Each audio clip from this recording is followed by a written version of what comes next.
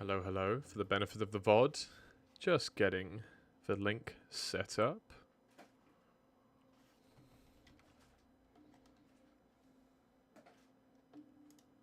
You lucky early people to the stream, you, who always seem to not be here, or sometimes are here, who knows.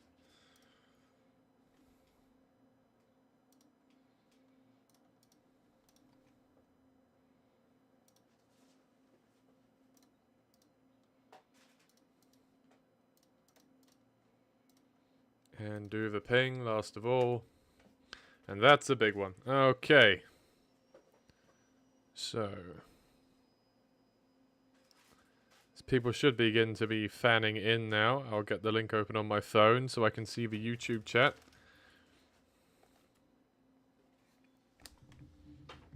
Okay, and some people are beginning to come in. Hello, folks. Hello, hello.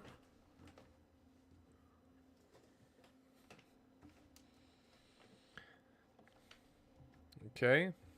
Allow people a little bit of time to gather, and then we'll start doing the introductions.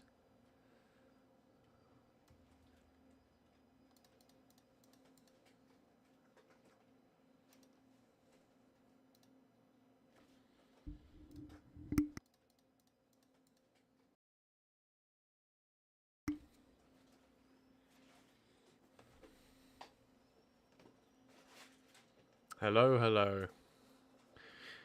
Okay. Right, so yesterday we streamed RTBR Division 3 and we did everything up to the Antlion King fight.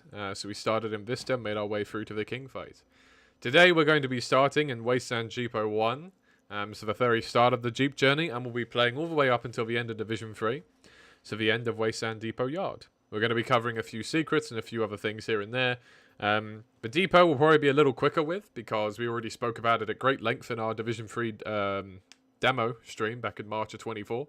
But we have a few other things to say here and there about some additions that have happened in the interim. And yeah, and well, if you haven't found the GR9 secret yet, lucky you, you're going to get to see it over the course of this stream. With me today are a small handful of my developers. From top to bottom, we have Abby. Hey, I'm Abby. I'm 1/3 of the programming team, and I also blocked out Depot 02 and 03. We have Boenthius. Hello, I'm Boenthius. I voice acted for Council Combine Soldiers Depot Commander for this specific instance, and I did art passing for Depot 3 in this one. We have Dimitron. Is my mic working? Okay, my mic's working. Hello, I am Dimitron. I did some level design for Division 3. Although I mainly did the Wasteland and Antlion caves, which was in the last stream. I didn't do much for the Jeep or the Depot. So yeah.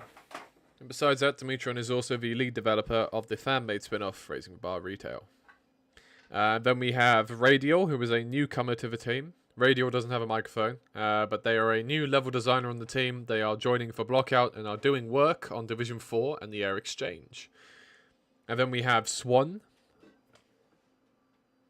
Everyone, I do video and 2D art for the mod, and today I'll be reading the part of Random Cat, our wonderful particle editor.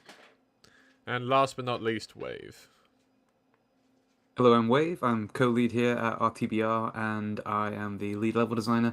I worked on lots of the art passing for this particular section that you're going to be looking at, and done lots of other miscellaneous stuff too, as I'm sure you'll find out. And there we go. And then there's me, what needs no introduction. So like I say, we're going to start from the Jeep. If you caught the end of yesterday's stream, then you'll see that we did actually show the level transition between the end of the Antlion King fight and also the new Jeep 01. This level transition is coming in Division 3.1. Now's as good a time as any to say that we are playing a close to final but not yet final build of Division 3.1. We've actually done a couple of extra improvements and additions, though not to anything you're going to see today, since yesterday's stream, according to a few things that got picked up, and we plan to run a full testing round before we ship by the end of January. You will, as a result, see improvements, and we will talk about some of the improvements coming in Division 3.1 over the course of this stream. If there's any technical issues or anything that crops up in these maps, like I say, this is basically a development version that's close to final, but not yet. And so if those issues happen, we'll just move along and make a note of it. Okay. Let's get started. We'll start a new game with the Jeep maps. And we'll see the transition point again between the updated transition between the King fight and Jeepo 1. But we saw at the end of yesterday's stream.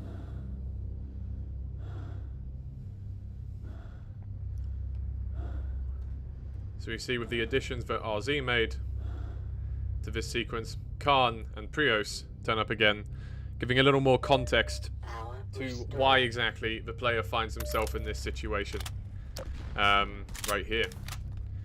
Prior to this point, the player simply woke up. The implication was always that the player was extracted via Vortal intervention, as per the Vortigant voice lines and chanting that goes on. But now it's a little more obvious that Khan has powers beyond his ken and was able to use them to your aid. So we're going to come up on this little outpost here. Wave was primarily responsible for this, designed it after the bulk of Old Sea, actually. So there was already a pretty established design language to work with, thankfully. Wave, would you like to talk about this a little bit? Actually, talk about this after we've done the sequence, now that I think about it. Let's, we'll poke around a little bit after the new sequence here. You made it! I'm just going to turn up the volume a little bit, folks. And turn up my microphone as well. Okay. Oh, Khan told us you were coming through there. Said you'd kill the damn king along the way. Seemed like a bad idea at the time, but I guess you are everything you cracked up to be.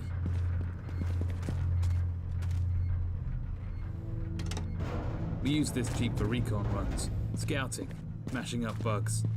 The last batch of Antlions knocked it over, but with that gravity gun of yours, you should be able to fix that. Then, she's all yours. Well, Khan's at a settlement due north from here. It's Samuel's place, Old Sea. They'll catch up to speed with the situation with the Wasteland depot. And I hear they're attaching some of that salvaged Black Mesa tech to the Jeep. Experimental tech? Man, I never get the fun stuff. Well, off you go then, Freeman. We'll pack up shop too. Even if the king's dead, his hive's gonna be stirred up. Just be careful. The Combine have an outpost between here and Old Sea. You can usually sneak by when it's dark, but during the day, you'll have to fight your way through. The man's a professional, Grant. Let him go already.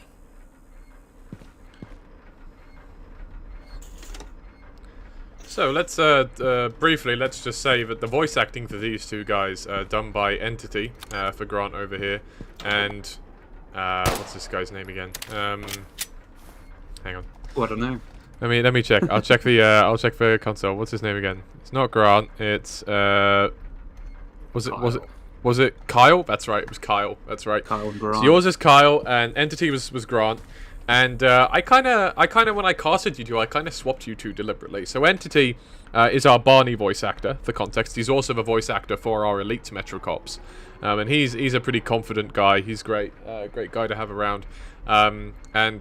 He typically voices characters with a lot of confidence, a lot of oomph. Wave, on the other hand, is quite a. I wouldn't have said he was cowardly. That's not what I'm trying to say. I'm saying that Wave is quite calm. He's quite level-headed. He's quite. You're quite a gentle guy in general, I would say. A very patient fella. And so when casting these two, I really thought it would be interesting to have you both do characters that were a little different than what you would typically do. So we have Entity here voicing Grant, the more kind of like skittish of the pair, whilst Wave voices the slightly sterner, slightly more gung-ho Kyle. I thought that would be an interesting thing to do with you two, and I think you both really nailed it, even though it's something right outside of what you guys would typically voice. So Wave, over to you then. Let's talk about this as kind of a preamble to the Old Sea stuff, maybe. Yes, there's obviously a lot of language you'll see again in Old Sea, but if we head up the tower, there's lots of fun little things you can see. So if you turn back to the watchtower behind you, there you go, in there. Oh, no. Not that one. Across from there. I think you missed entirely. There's lots of little things you can find.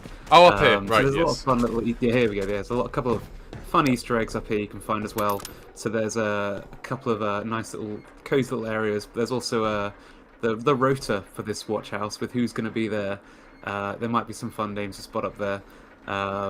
Biggs and Wedge getting a quick mention in RTBR now for Oh, Cannon. yes. And a fun kill count between Kyle and Grant as they've been taking out some Xenians over there with a very cute looking bull squid and hound eye. Lots of fun little things to find if you poke around this area like this sort of thing, along with next door to that they've got their supplies that they've found during their recent outings, fun little things like that.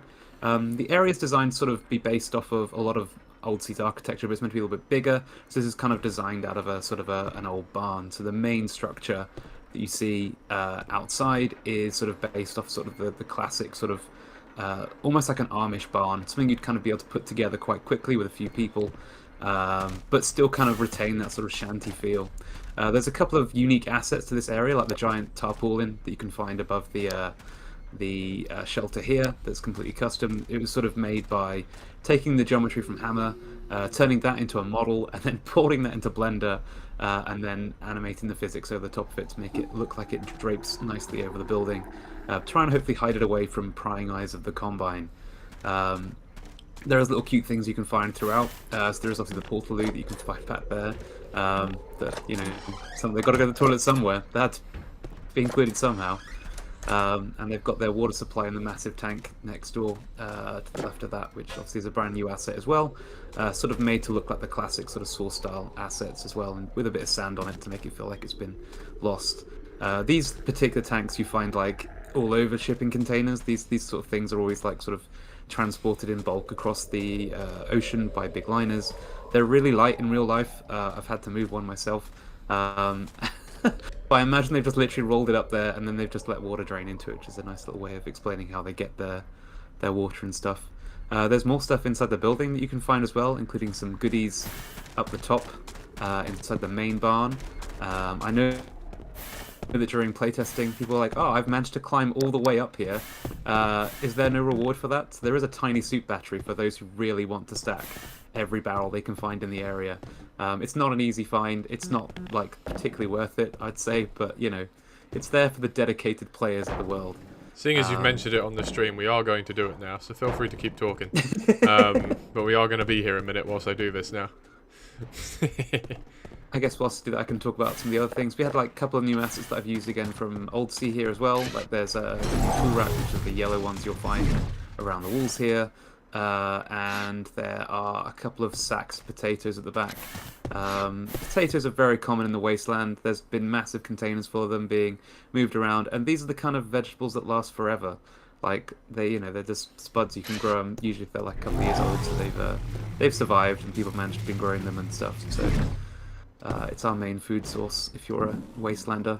Yeah, it's not easy getting up there. I'm not very good at this. I've done it once. I believe it was Kim who did it in the playtesting, with a very proud screenshot of I have snacked 5 things to get up here. Hang on. When I played through this section myself for the first time, one thing that I found really fun is if you walk over to the corner right before the two guys and you don't make yourself known to them, you can actually hear some conversation between them when they're not aware of Freeman. They're like, ooh, he's Freeman guy. Is he really all that? Can we trust him? Yada yada. And I thought that was very fun. Yeah, there are a few extra lines that you can find as well, which was a nice addition just to add a little bit of depth to the two characters. Yeah. So of course now we get to our Jeep. So this Jeep was designed by Valerio Sompa, who did... to be honest, Valerio Sompa was kind of almost as instrumental in hard surface on RTBR as Andy was for organics. And you know, he's done a ton of things. Like he did a ton of he did the GR9, he did the helicopter, he did the Jeep, he did our airboat and the jet ski. He did T-Bot. There's a ton of other things which you haven't even seen yet, which Valerios was super important with. For various reasons, he had to dip out a while back from the team, but I still see him every week for a Warhammer 40k D&D, He still keeps track of everything we're doing. Definitely still a friend of the team and a very good friend of mine. He's been delighted to see people actually getting to see some of his Division 3 stuff at last, because he did it quite some time ago now. So yeah, no, it's been great. And with this Jeep here, he did a fantastic job. I'm going to be talking for him a little bit, but I think you can see, I think a lot of the references wear themselves on their sleeve. So I mean, fundamentally, right, there's the beta Jeep, right? You know, there's the normal Jeep and the beta Jeep. The main thing the beta Jeep brings to the table is it kind of covered up the hood a little bit more, had a little bit more stuff around the sides, right? But the other thing we wanted to bear in mind, right, was we're not going to have more than one, like, car in RTBR, right? And so, as per usual, when we try to create content recreations, we try to think, can we draw together multiple things into one collective whole, right? And so in that instance, what we did is, you know, we took the beta Jeep and the normal Jeep, and then I also suggested to Val, why don't we introduce some elements of the beta Jalopy, right, from episode 2. So these sort of these bits here on the wheels particularly, and a little bit the cowcatcher to some extent, and some of the other details around the place are very much more reminiscent of the Jalopy design from episode 2. As opposed to specifically just the beta Jeep. And this was kind of our way again of kind of merging in multiple things. And of course, there's SMG ammo on the back, as usual. Real quick, I'm going to give myself the flare gun because we're not picking up from our save game yesterday. So, I'll give myself this and give current ammo, whatever. Yeah, this I'm doing this because as I explained yesterday, there's no inventory clear between Ravenholm and here, so you could actually have the flare gun at this point. So I just like to have it here for demonstration purposes. Yeah, okay. We're going to... I have another false start, sorry. I'm actually going to not do this in the Jeep, because I think it's a little harder to see. And we're going to drive the Jeep forward a bit. And there's one very sneaky Easter egg, which I think a lot of people might have just straight up missed, to be honest. But if we walk over here and then we zoom in... Did I hit the trigger yet? No, I don't think so. Let me go this way a bit. Maybe now? No? Okay, I think maybe it's just past these rocks here. And then... There he is. There's a little gargantua who goes knocking around in the back there. So similar to the Boyds, this is basically, we wanted to add a couple of extra little appearances by some fan favourite creatures. Ones we didn't intend to be in normal gameplay, but in order to actually make them, for an observant player, still get to see them. So now, let's go and mash some bugs. We can talk about these Jeep maps. This Jeep map is another one that, this particular Jeep map here is probably the second oldest map in Division 3 after Wasteland 1. Like I kind of explained yesterday, the Wasteland 1 is dates all the way back to like 2019, right? This map dates all the way back to like 2020. There was very early blockouts of this map in 2020. And yeah, you can kind of, and so we've been iterating on this one for quite a long time and munching on this one. I'm going to get out here.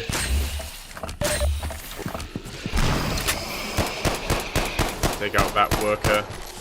Since until we get the tower cannon, they have a slight upper hand on us. I'm going to explore this area a little bit here. With a couple of baby bull squids. And there is something interesting to find in here. Is it these? Is it specifically these ones? Or is there another one in here? No, it's these specific ones. These are the ones, yeah. These are the ones. So... yeah, these are a unique pair, a unique skin of the headphones that I modeled for the Division 3. These ones are specific for a character called Robert, who's customized them a little bit. A couple of little tally marks on there, a nice peace sign, and a few other little fun things on there. You'll meet Robert later on in Old Sea. They were obviously exploring this cave much earlier on, and sadly got their headphones knocked off by a bull squid. As you'll find out more later on. Yeah. absolutely. I'll poke up here and get some supplies. Just real quick as we come up, I'm going to answer a question in the chat early. The Gargantua there is not our own model. It's from Black Mesa Source. That's why Black Mesa's in the credits now. They allow their assets to be used in mod projects with credit. So we used their model, and then what we did is we did a retexture to make it like one of the cut Gargantua variants seen in the Half-Life 1 Alpha. So technically, that's more Half-Life 1 Alpha stuff for you. Delightful. Head crabs in an interesting spot. Yeah, so the goal at some point is to make our own model of the Gargantua. But seeing as that wasn't going to be possible for Div 3, I decided to settle for the next best thing. And yeah, just threw some credits Black Mesa's way for that one. Yeah, we'll progress from here. There's a nice little healing pool over there. I should mention, by the way, there's these obviously, I didn't talk about them too much in the previous stream actually. But these Zen healing pools were really, yeah, just a way to kind of add a little bit of extra, like, Xenian influence in the Wasteland. Like I said, these Zen puffs we kind of retroactively decided were related to Zen healing pools. And then we've got these purple Zen flowers, which are different from the sort of magenta ones that turn up. And then this is, then of course if you find a healing as you do, there's a screen overlay that applies when you're healing. This is the same one that Protozoan uses. This was done by Random Cat in a very similar way to how he described doing the Antlion King overlay as well. Yeah, that's basically the purpose of those. The textures themselves and the sounds were made by Amy. So, yeah. Adds a little bit of personality to things. A lot of these Xenians we spoke about in yesterday's stream, including the Wasteland scanners. We get to see a couple of Protozoans here again in this part of the Wasteland journey, now we're in the Jeep. And we'll also see the first traces of... oh, there's a couple of Antlions hanging around up here. Yeah, we'll also see the first traces of the Antlions trying to figure out what to do about their situation with their hive. So we see quite a healthy group of Antlions here protecting a Bertha. All important, really, for them in order to kind of begin birthing more things and to cultivate another hive. In terms of where these guys fit in Antlion biology, although roller grubs are not infant Antlions, they are a warrior class in of their own, just a tiny warrior class. The actual deal with the Bertha is that it does rear the eggs used in an Antlion hive. There we can see a flare gun is pretty effective at most bugs, at dealing with most bugs, even the mighty Bertha. And so here's kind of a part of the last gasp for Antlions in Division 3. We'll see another handful of Berthas. I think there's like one or two more that are hanging out. But definitely the best days of the Antlion hive are now over with the slaying of their king, and we're mopping up some of the remnants. And you'll see this work cleaned up as you clean up a few of the remaining packs from at least this conglomerate of Antlions in Division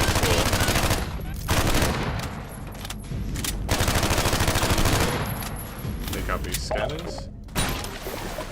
And again, we see the coral, and we're going to head on in to the vents here. So there's a little bit of freeway. There's a Bertha in here. Yeah, so there is. I don't think there used to be. This is a fairly new addition. I say fairly new by my reckoning. Probably was there for about 3 or 4 months at this point. But yeah, this is a great way for the Bertha to get a little bit more mileage. The Bertha are a little bit easier of a mini-boss NPC to use than the Guard. That's why we use the Bertha a little bit more. I guess the other thing is just that we put all this work into this custom NPC, and people have seen, you know, the Guard before, so we thought they might want to see the Bertha a bit more.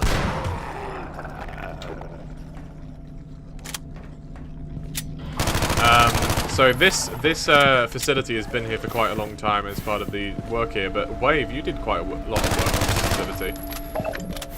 Yeah, so I did the art passing for this particular section. This facility is designed to have been abandoned, but sort of only recently abandoned after, as you can tell from all the zombies, a little bit of an accident with the canister system, as you'll see later on up the top. There's a couple of new nice things here, like there's the caustics you can see on the ceiling, which are nicely animated overlay. It's very subtle. I've tried to use them in a few times in other caves as well. But it's a nice way of giving a bit of personality to what is otherwise just another concrete structure. This one is a little different to the other Combine outposts you'll find. This one's sort of designed to be more of the water processing prior to it being put into the depot, being used for nefarious purposes by the Combine. But it also gives it a little bit more personality, being a bit of a different design, but still feeling very Combine at the same time. So yeah, as we explore later on, there'll be a lot more bits to see. I do have a little bit of a headcanon around like what's happened. It's not official or RTBR, but there is definitely a certain someone who people in Old Sea have seen wandering around the waste, and in my head, I think they might have been the one to disrupt the operations here, opening up the canisters, releasing all the head crabs. The Combine then sent in the workers to clear it up, who have sadly now all died, and then the rest of the Combine have met a similar fate from the Antlions that are now taking advantage of the situation. Yeah, and I think your headcanon and observant people might know who we're referring to makes a lot of sense. So for me personally, I would be fine considering it official RTBR canon in that way. No one may ever explicitly tell you, but if that's the assumption you draw, then it's not wrong. I guess in efforts of trying to make up for yesterday where I didn't barely talk about anything, but I did actually, and I just realized by the end of the stream yesterday that I didn't. I did most of the art passing of the exteriors in Jupo 1 and Jupo 2, so kind of just scattering rocks around and stuff. I kind of just did a lot of rock placement for about 2 months, putting down rocks and foliage and stuff like this, and trying to make the Wasteland look, you know, like a seabed and that kind of thing. I did a little tiny bit of extra stuff on this, but the bulk of what you see is all wave. Nothing super meaningful for me to talk about here. Yeah. Mostly exteriors for me. I did mostly exteriors across the whole thing now that I think about it. Interiors are mostly handled by other people. Which is funny, because that's the type of thing I'm typically best at, so not what I did this time.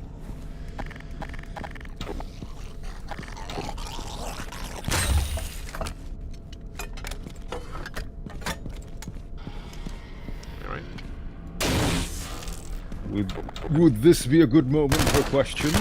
Yeah, let's take 1 or 2 questions. When we go back outside, Wade will get to talk a bit, and when we get to Old Sea, there'll be no questions for a while. So let's take a couple. Rabbit Maggot 93 asks, is there a lore reason for why the Antlion workers have two different skins, with the dark-headed ones being outside while the glowing one mainly being seen in the hive? Yeah, I mean, it's never going to be explicitly told to you. I think it kind of explains itself. You know, the ones in the hive are the variant best suited for the caves. That's why they're, you know, bioluminescent. And, you know, the ones outside the hive are the kind of termite variant. It kind of emerged a little bit serendipitously because Andy, when he was making the Antlion workers, did the glowing variant, which is the variant we, you know, went for. But he also said he thought it was interesting that they kind of looked like giant termites, and so he drafted a skin that had reference to that and kind of looked like a termite. As with any time Andy gives me 2 cakes, I like to find a way to eat them both. So I figured, why don't we put in the termites as an exclusive surface-based variant and have all the others found predominantly underground or in the cave areas. And yeah, there's no gameplay difference. If there was any lore difference to be had, maybe you could theorize the termites were somehow better adapted to the outside environment with the harsh winds and such. But there's no gameplay difference. There's never going to be an explained lore difference. I think I'd be overdoing it. But I think they kind of explain themselves well enough. Let's take another question. Odd Circumstances asks, how will the Earth recover post-RTBR? Will it even recover? It will certainly be tough. It will certainly be tough for Earth to recover. But, I mean, I don't think the Earth of Half-Life 2 is in a tremendously better position. I mean, there's still implications that water's being sucked away, right? Just less so than in the beta. And, you know, the Combine still blew up loads of things. If we trust the globe as seen in Half-Life Alyx, then apparently America is just written off, you know? And so I think it will be hard regardless, as with any kind of extinction level event like this. But, you know, fundamentally what we see is that, you know, humanity is hardy. They've embraced and dealt with a lot of tough things, and the Combine, you know, once they're shifted off of Earth, will, you know, we will certainly have some work to do, right? It will certainly be some time before things can go back to a reasonable place, but they will get there, I think. This is partly why we don't have the Arex active, because like I explained yesterday, you know, a lot less water is one thing. There's also a ton less people, right? So there's probably billions dead as a result of the events of the Half-Life games, and we can probably assume that there's probably no more than 1 billion people alive anymore, right? Like on all of Earth, and that might be optimistic, right? With that in mind, you know, I don't think it's unrealistic to say that, like, you know, there being a lot less water maybe isn't such an apocalyptic situation for that many fewer people anyway, right? The apocalypse has kind of already happened. However, if there was also, like, no air, at that point, that's when I begin to think, like, okay, there's actually just no point. Like, there is nothing to rebuild with. There's no ability to rebuild, you know. So that's why we don't have the Erics in that way. Let's take one more question. Hero X0451 asks, will you guys add workshop support when the game gets to Steam? Would be nice. The problem is that Valve does not provide a proper workshop solution for any of their any game that you put on Steam. You have to do it yourself, and this includes source mods. So every source mod that you know of has a workshop solution, you know, whether that be Black Mesa, or the recently released Half-Life 2 workshop, or NGP02's. Every solution had to be created bespoke every time. Now, I'm pretty sure NGP02 publicized their solution, and so it's very likely that source mods from now on that have the opportunity can just implement that solution. But nonetheless, that's kind of what you're looking at. And with that in mind, with that being the fact of it, yeah, it's something we want to do. It's going to be a lot of work, though, and so I wouldn't expect it for the initial release. It would be the subject of, like, an update later, more likely.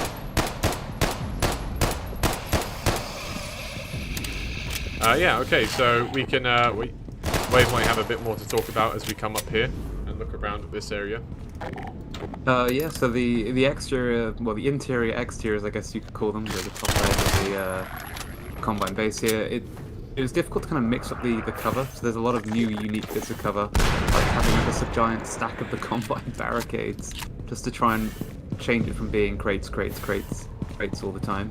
And obviously, like, sort of there's a distant building over there that sort of reflects it as well, so it's quite an expanded Combine area.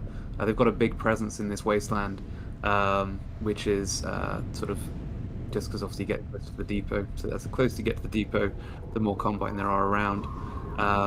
But yeah, I think that's probably it to add for it, really. Yeah, fair enough. And we're going to pick up our pen. No, this is not our pen ultimate. What's the word for the third to last? I don't know. Third to last new weapon of the division, the OICW. Which, of course, when you play the depot demo, you start with this thing. But up to now, you've been fighting enemies, and you know, your main long-range weapon has been the crossbow, which is still very handy against groups. But here we get to pick up, of course, the famous beta mainstay. Just to take a look at this, we can of course see a few things. So a big change in Div 3.1 is that the OICW is getting a little bit of a rework in terms of how its accuracy model works. So the idea before, this guy. So the OICW is the most mechanically complex of the standard bullet weapons that we get made. There are more complex weapons to program and make. I think the steam bow was probably more complex on a lot of levels. There's a lot of things to talk about with the OICW specifically, right? So there's of course the fact that it's got its primary fire, which is, you know, just a standard bullet fire. Oh, come on, buddy. There we go. Oh, that was a good shot. So there's the fact there's of course the standard bullet fire, right? Then of course we have the secondary magazine system. So we talked about this quite a lot in our depot demo, but we basically wanted the secondary magazine system because it feels like a really unique feature of the OICW in real life. And so in bringing it to life, you know, we wanted this to be kind of the definitive iteration of the OICW in a beta recreation, right? We wanted to kind of cover all of the bases. And so we have the secondary mag system, which can shoot grenades. There's a secondary reload system. There's a separate hotkey for it, in fact. We, of course, modeled all the grenades and everything as part of that. There's a classical scope. When scoped in, we decided to slow the firing rate and change the firing sound. The damage is actually very slightly higher in scoped in mode to kind of give you a little bit of incentive for using it with the slower fire rate. And of course you'll see it gets more accurate. I believe this is a 3.1 change though. You'll see when it's not zoomed in, the reticle is the size that it is. When you zoom in, you'll see the reticle shrinks. and this represents the new actual accuracy model. As the reticle grows in size, you'll see this is the new accuracy model. And it kind of gives the player a little bit more information to work with in Div 3.1. We saw a lot of clips of people finding this area a little bit tough because they were just holding down the left mouse button, not really understanding why their weapon becomes more inaccurate. If you're familiar with the AR2, maybe that makes sense to you, but a lot of people playing this aren't intimately familiar with stuff like the AR2 from Half-Life 2. And so this mechanic was a little bit unsure of them. So yeah, that's why we... can I check for a second? Yeah, go ahead. Oh, sorry, Abby, I forgot you were here. Go ahead, talk about this. Oh yeah. So basically, yeah, everything what Kralik said is right, except for the accuracy model. It was always the first shot was always accurate, and then the next two shots were like a little bit less accurate, and then from shot 3 onwards, it would be completely inaccurate. That was in Div 3, but in 3.1, now the first 5 shots are like quite accurate. The mechanic wasn't properly telegraphed in Div 3, so we added telegraphing, so players would, would figure out more quickly that like you can like tap fire to like shoot accurate shots.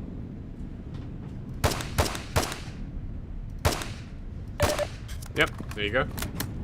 Yeah, so the accuracy model hasn't changed in a big way. It's gotten a little more favorable in 3.1, but it's also telegraphed a bit better to the play. And then I'll reload again. So, I mean, the only other thing is that, of course, in Half-Life 2, you can carry 3 grenades at once. You can carry 3 grenades at once, and these 3 grenades can be fired off immediately without having to reload. But it wasn't a great landing, my bad.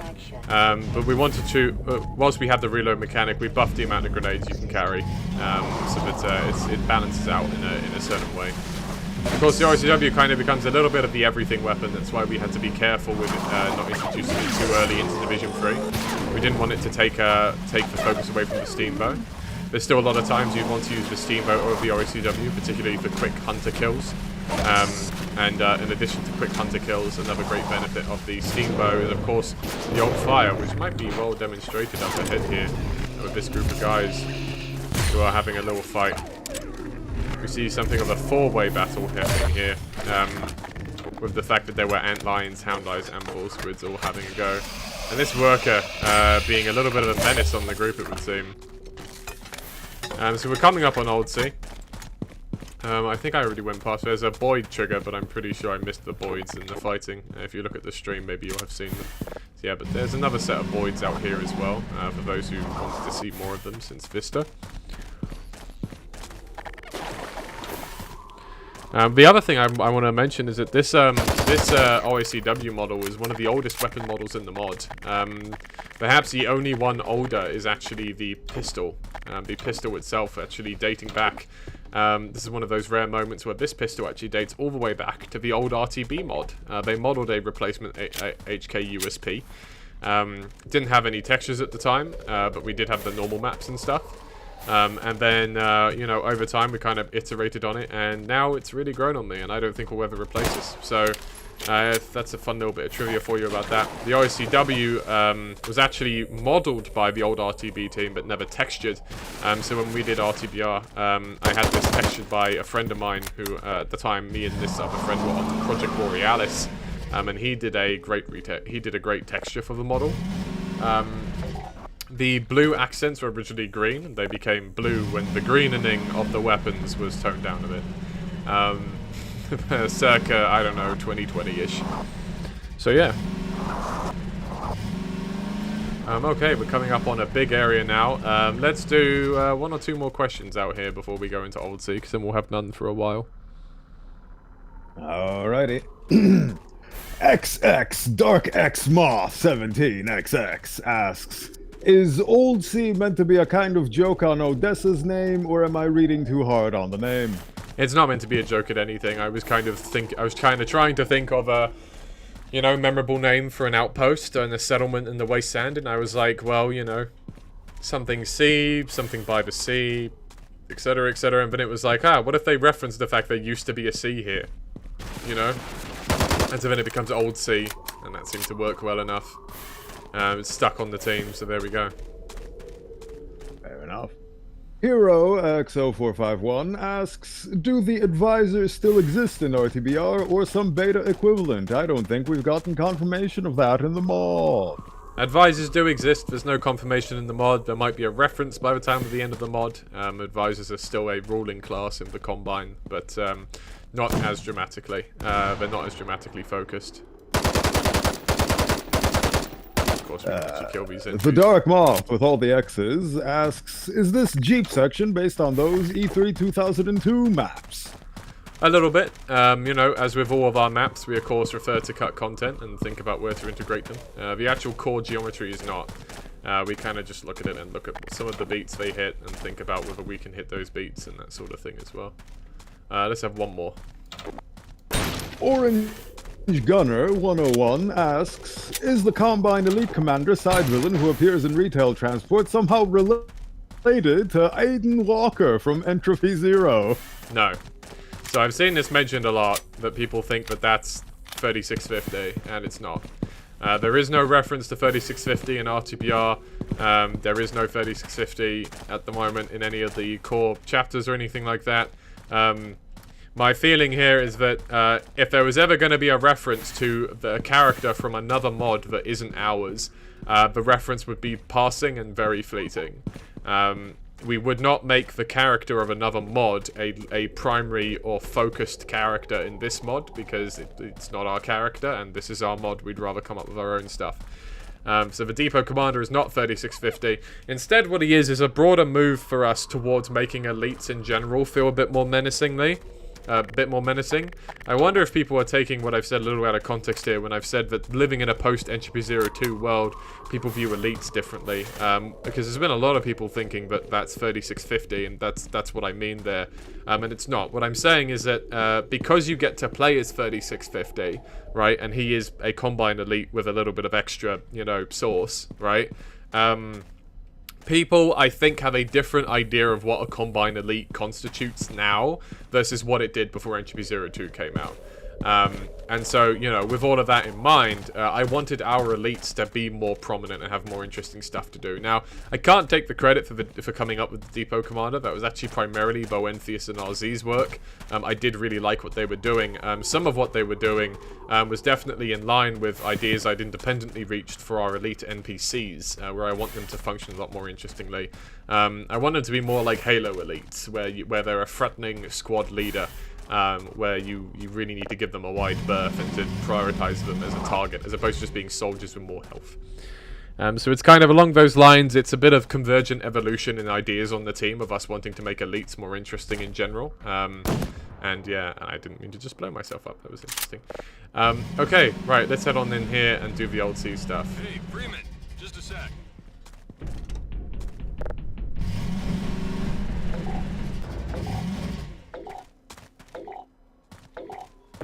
Samuel's been meaning to speak with you. We've also got something to trick out that Jeep. Something that'll really give the Combine a hard time.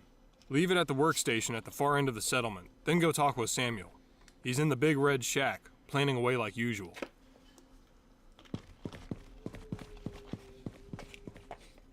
Yeah, the big update to this part is, there used to be a problem with the park Jeep notification getting on people's nerves a bit, and we've greatly improved that for this area here. And so we'll head in here. Hey, Dr. Freeman, right?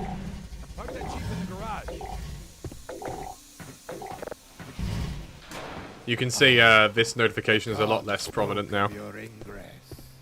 We shall tend to your vehicle and empower the free man as we once did in the canal.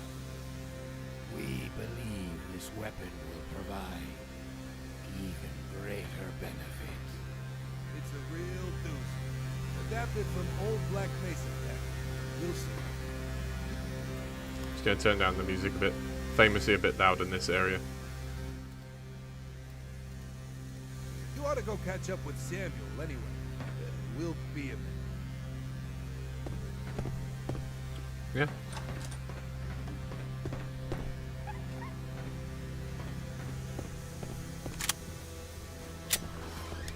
So as we come, we'll talk a little bit, Wave, about all the Old Sea stuff once we're actually able to explore a bit.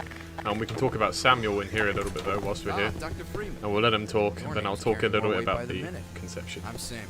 Good to meet you at last. Welcome to Old Sea.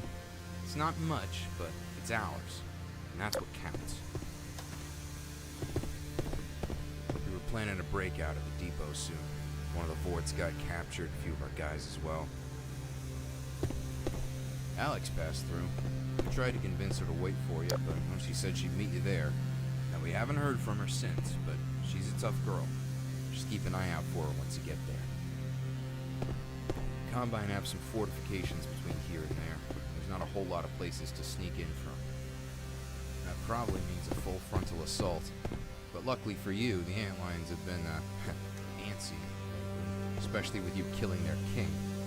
Combine's forces are stretched thin trying to contain them, so now's as good a time as any. The Gunship Bay's probably your best bet. Dr. Maxwell's in there too. We know that for sure. Escape will be tricky, but there's a train that leads right to Captain Vance's HQ. We've never really been on great terms with the conscripts. Vance keeps to himself, does what he has to do to survive. Alex seems to think her old man can still be trusted, though, so hitching a ride to him is your best shot. Take some time to talk to the folks here if you haven't already. Come find me by the garage when you're done. If you're in a rush, I can get you underway right now if you like. Just follow me. Otherwise, see you shortly. Cool, so, actually, AI disable might just break him. Let's not do that. So, I'll look in him in a minute. Let's talk about this room a little bit, Wei. Yeah, so this room has probably my favorite model I made for this division, which is the cardboard cutout of the depot. Just because I think it's just a fun idea to have a nice planning room. Everyone loves a good planning room. And funnily enough, making a weird cardboard cutout I thought would be a really fun way of doing it and presenting their plans for the depot with their minimal resource they've got available to them. And in my normal job, I'm a school teacher, so I know exactly what kids or people would make if they're going to cut out cardboard. So this is pretty doable if you want to go home and make your own. That'd be cool for the art section, I guess. But yes, that was a fun one to make. Also did the photographs on the wall with the different depot locations. These are all screenshots from the actual release maps. However, they're all taken from odd spots you wouldn't normally be able to get to, bar 1 or 2. So like that one bottom there is the bottom of the prison. If you're looking down from the glass in Depot 2, that's the view looking up towards where the glass area is that you're standing on top of. And a couple of the other ones are taken from inside buildings and stuff, just to sort of give a bit of variety, hopefully kind of hint at what's coming, but not give away the areas that you're going to be playing in. So that was kind of fun to do. And obviously there's the new map as well. This is obviously very, very vague. We don't want to give away where our RTBR takes place exactly. There is no real location. So I just found a nice sort of coastal picture, and I sort of used that as a reference point to add in the different locations for the map. And it does roughly follow the exact path you're going to be going through. So if you kind of follow the route, that is the route you do take. There's a couple of fun things on there too, like where they find supplies and stuff for wood, for food, and other such resources. Yeah. Okay. Does walking over to Samuel immediately activate this sequence, or can I zoom in on him? I think it might do. Yeah. So Maybe you I'll might just go and explore first. Then maybe I'll just zoom in on him a bit. Maybe not with the Steam, but I'll just zoom. So Samuel and the normal Wasteland citizens is there one nearby to look at? Oh, there's a guy we want to talk about in a minute as well. Actually, now that I look at him, but yeah.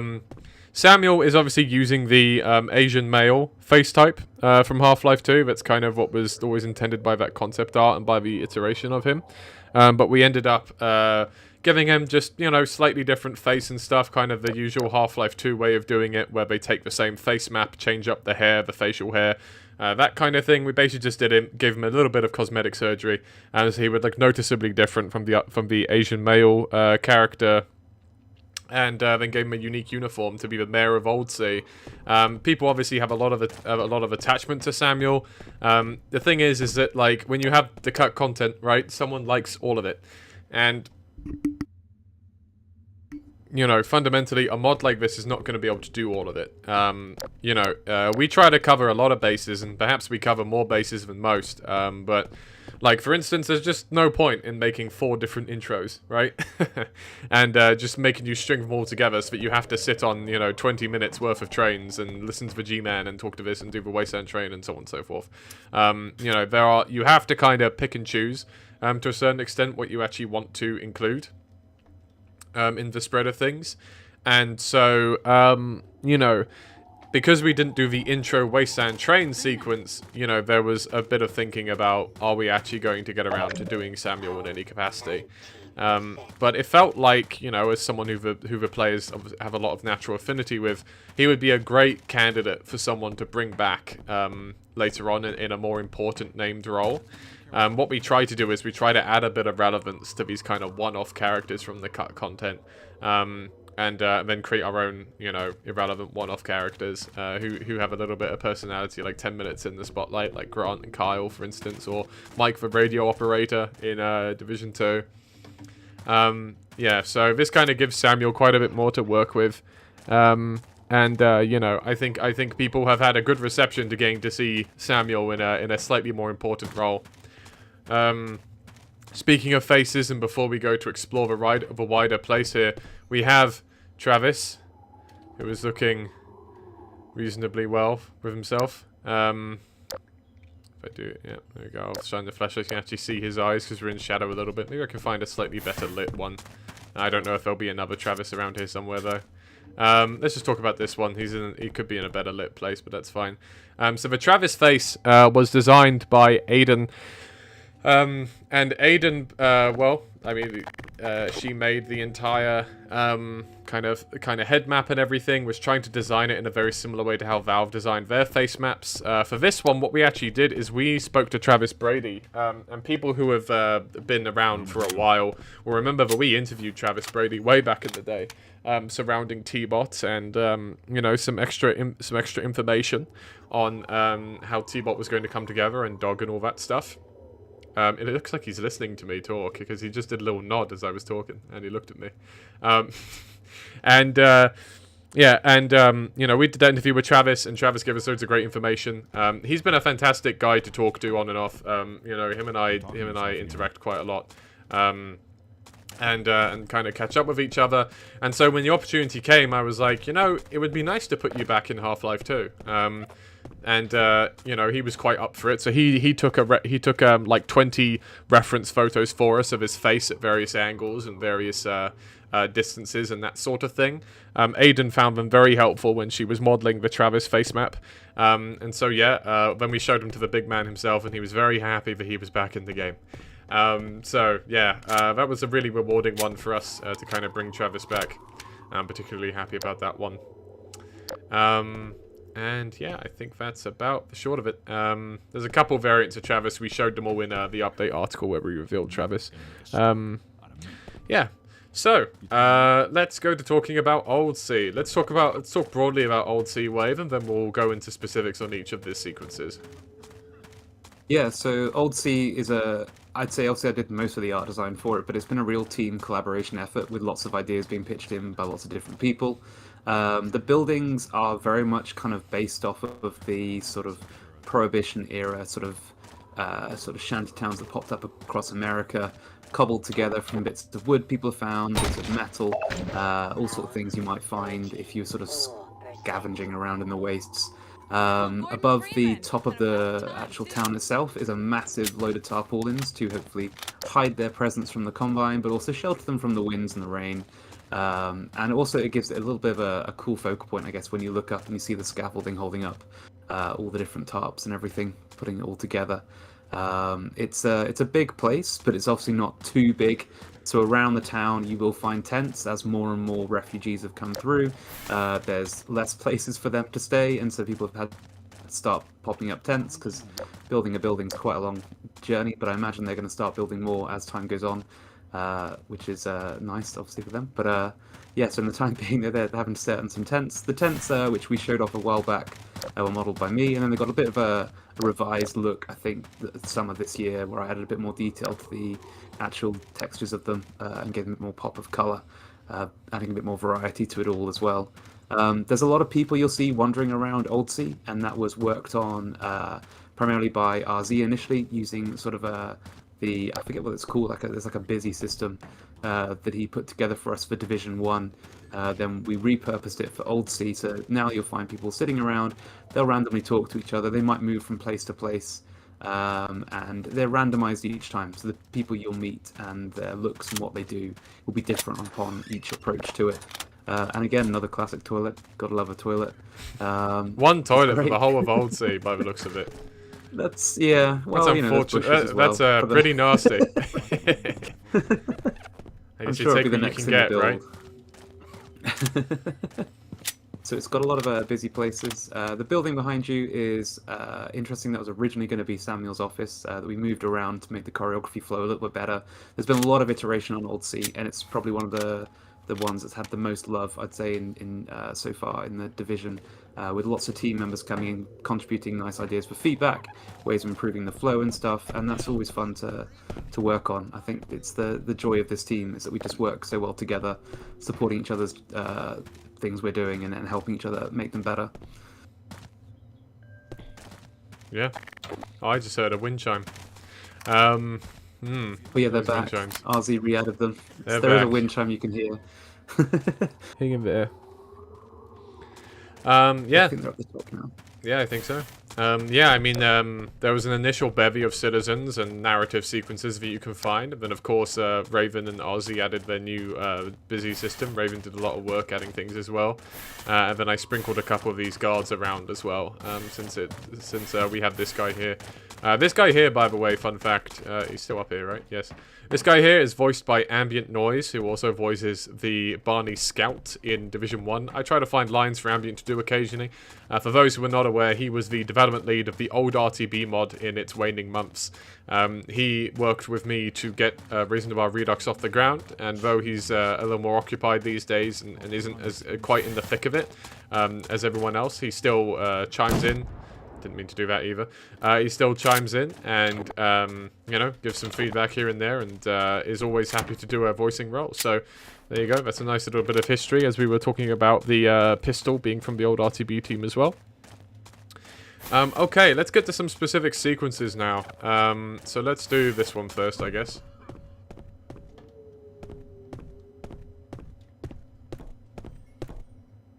What you cooking there, chef? More head crab? The parasite's meat is most succulent, properly prepared. I don't want to even guess where that thing has been. Worry not. No remnants of life form habitation shall remain once sterilized. I just wish there was something, you know, from Earth to eat around here. We have tubers and ample supply. Okay, something from Earth other than potatoes. Wouldn't be so bad if we could make them into fries. I miss fast food. This meal will be prepared in rapid order. No, I mean, never mind.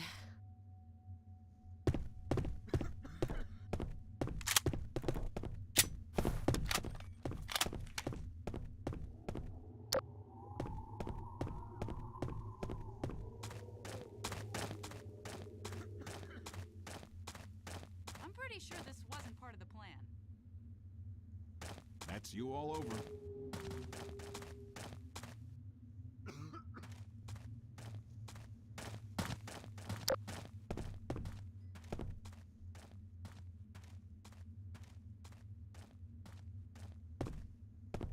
can't remember the last time I had a shower. You sure about that?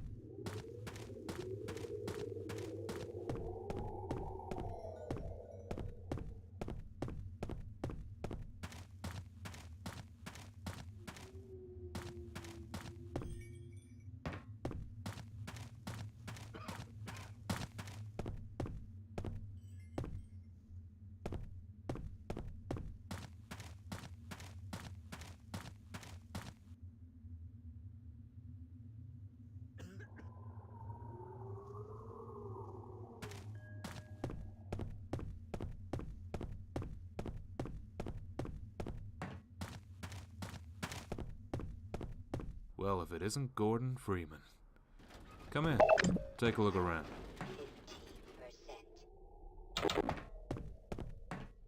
You heading off, Freeman? Well, be seeing you around.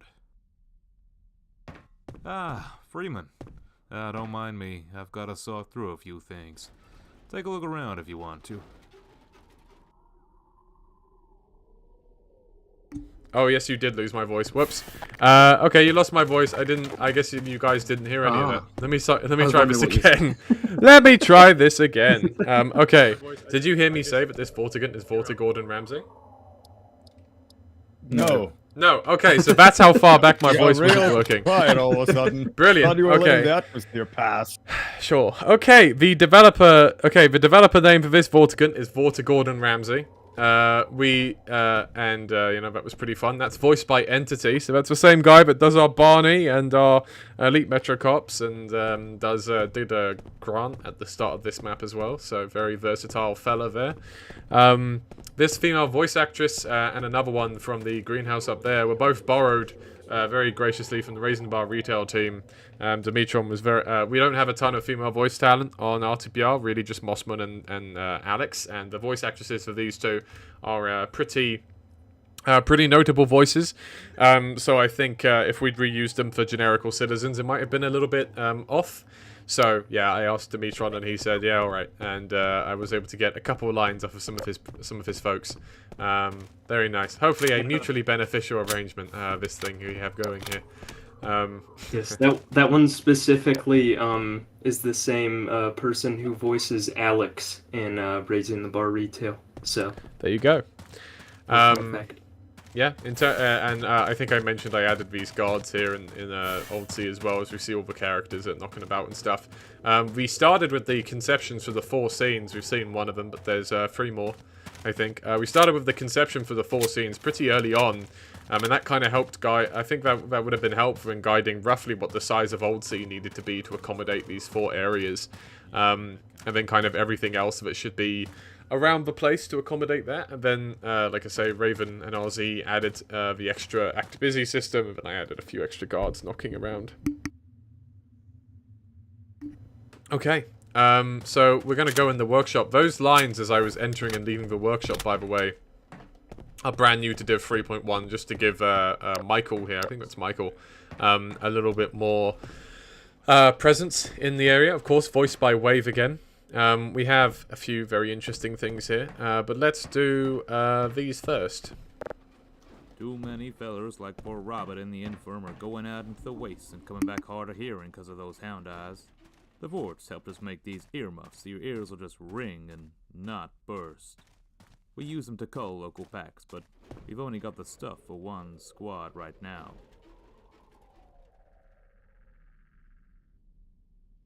Yeah, okay. Then we have this one over here. These things? Oh, birthers, we call them. Clearly have some kind of control over the hive. I'm no biologist, but I figure it must be some kind of pheromones or something. Maybe we slather ourselves up. Those antlions out there don't attack us as much. And then, of course, probably the most interesting of the references here. That is a weird one. See, a group of our guys saw this woman out in the wasteland, pinned down by some soldiers. We moved in to help, but by the time we got over the dunes, the soldiers were dead, and the woman was gone. All she left behind was this mask, beaten up a bit.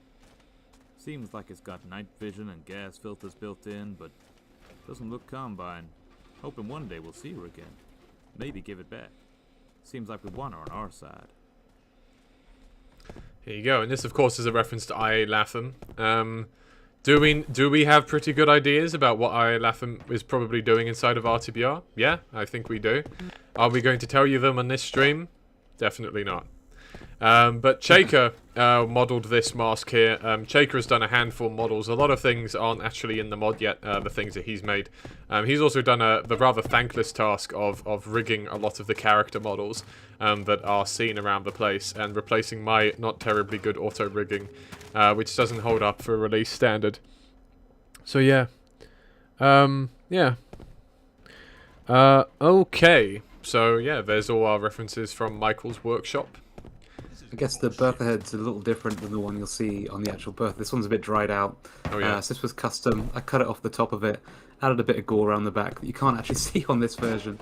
And it's there's like a nice hole for its like throat in there, delicious. And it's all a bit crusty and dusty, and it's drying out obviously because it's a dead one. And obviously over in the corner you can see all the headphones and the different varieties that they come in. And obviously to help players know where to interact, there is the rubber yellow mats on the on the table to go, this is an interactable object. The classic game thing, but it works well for quickly directing the player's attention to things you can interact with in the workshop. Yeah. Okay, cool. Yeah, so that's that sequence as well. Whilst we're out here, we have a couple of things we can talk about. Of course, these Wasteland Citizen models, pretty much all our character models, that is the human character models, not the organics, and not the enemy character models like the Metro Cops. All the character models themselves are modeled by Lisa Ortega. She's a fantastic woman. Been doing character modeling for us now since Division 1.2, so going on her 6th year. Of course, doing these body types for all the different citizens for which we have our own concept art, modeled Samuels as well. I don't know if they're all represented here, but there's an example here where we actually use the refugee body type as well. So, new in Division 3.1, we didn't used to use the refugee body type. That's the one which has kind of the tan clothing and also the standard City 17 uniform, but all messed up. And yeah, for Division 3.1, Lisa did a pretty good job kind of bringing those back into here. And there might be a citizen with the yellow shirt in here. I think I put one in here. Did I not put one in here? I did put one in here. I thought so. There's these guys sleeping on the bed. Could be doing better, but there's an example of the refugee shirt citizen. And with these, we try to bring in a few other things. So I'm pretty sure the green pants are actually not from the refugee citizen from Half-Life 2 itself. I think I asked for her to bring in green pants from one of the other cut citizen variants instead. It's a little bit of a deep cut that you probably wouldn't guess green pants equals a different form of Beta. But there you go, that's the idea. That's how deeply we think about these things. Yeah, let me see. Let's go up here. Get a good view of all of Old Sea from up here. Not if I look directly into the light, though. And, well, we'll see a couple people. There's Samuel's brother. It's not actually Samuel's brother. It's just the male. It's just the Asian male face map that can turn up here. And we'll go ahead in the greenhouse in just a sec. We'll take a little poke through here. Again, a couple of citizens hanging out. There's some wind chimes over here, animated too, to sway in the wind, and you'll hear a few of them in the soundscape here. And there's actually one citizen over there who's aiming down sights at the entrance. She's a little bit harder to spot unless you're on the ground, but yeah, that was another interesting guard to put in. And now we'll go in the greenhouse here. Hi there. Gordon, was it? Feel free to look around. Can't give you a tour as I'm trying to save a cut right now. Just don't squish anything, please. Considering how these plants grow everywhere, you wouldn't believe how hard it is to cultivate them. So this is our greenhouse worker citizen. Again, the other voice actress we borrowed from the Reason to Our retail team. She's cultivating a few Zen plants here to, well, you know, see what happens. Yeah, there's a lot. It's a nice little scene there of them trying to see what they can do with what's available in the Wasteland. Some of the citizens, though, aren't overly fond of xenium plants growing right outside where they sleep, and you can see this guy with his shovel trying to think of how to get this one out of the ground. Right, there's one more narrative sequence for us to see before we go and say hello to Samuel again. That would be... a horse, hooves and all. You could eat a horse, hooves and all. I'm glad we heard that one. Come on in here. What did you say, Doc? I said, why didn't you wear your damn earmuffs? Broke. Bull squid whipped its tail at me and knocked them off. Damn. Hounds can't deafen you? But you can't hear the other critters coming? Huh? Never mind. Just keep the wasp off there. So this guy is the this unfortunate fella. He is the owner of those headphones back in the Bullsquid Baby cave we saw before. And we can come on over, talking to this doctor. Wish you were the medical kind. I interned as a nurse back in the day, and now I'm the most qualified practitioner around here.